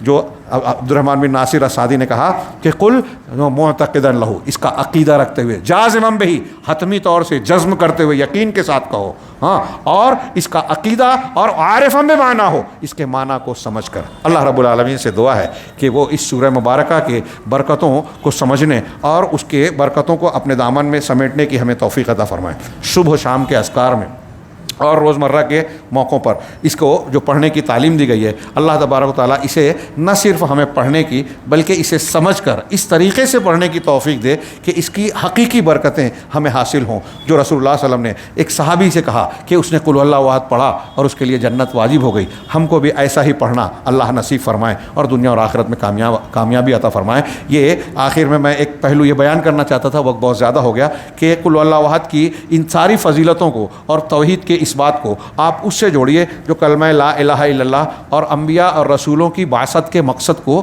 ہم پڑھتے ہیں کہ ہر نبی اس لیے آیا کہ توحید کا اس بات کرے، ساری کتابیں اس لیے نازل ہوئی، پوری کائنات کا قرآن کا خلاصہ حاصل مقصود توحید ہے، اور سورہ اخلاص توحید کو ثابت کرتی ہے۔ توحید کی بنیاد پر ہم کو دنیا میں بھی عزت ملے گی، دنیا میں برکتیں ملے گی، امن ملے گا، مرنے کے بعد امن ملے گا، عذاب سے نجات ملے گی، اللہ کے رسول کی شفاعت اس کو نہیں ملے گی جس کے اندر توحید نہیں ہے، شرک ہے۔ اسی طرح جنت میں وہ داخل نہیں ہو سکتا جس کے اندر شرک ہے، شرک اکبر ہے، تو کبھی جہنم سے نہیں نکلے گا۔ اس اعتبار سے آپ دیکھیے کہ سورہ اخلاص ہمارے لیے جو سب سے ضروری سبق، سب سے ضروری ہدایت ہے، اس کو مضبوط بتانے، اس کی معنی اور مفہوم کو ظاہر کرنے اور اللہ تبارک و تعالیٰ سے ہم کو متعارف اور معرفت دینے کے لیے یہ سورہ جو ہے نازل کی گئی۔ جب مشرکین نے اللہ کے بارے میں سوال کیا تو ہمیں چاہیے کہ ہم اس سورت کو اچھی طریقے سے سمجھیں، اس کے معنی اور مفہوم کو اپنے ذہن و دماغ میں اچھی طرح بسائیں، اور جب پڑھیں تو اس کے معنی اور مفہوم کو بھی دماغ میں تازہ کریں۔ اس سے ہماری توحید مضبوط ہوگی، ایمان مضبوط ہوگا، اللہ تبارک و تعالیٰ سے قربت بڑھے گی اور اس کی برکتیں اور اجر و ثواب بھی بڑھے گا۔ اللہ تعالیٰ ہمیں خیر کی توفیق دے، دنیا اور آخرت میں کامیابی سے ہمکنار کرے۔ وآخر دعوانا الحمد للہ رب العالمین، وصلی اللہ علی نبینا محمد۔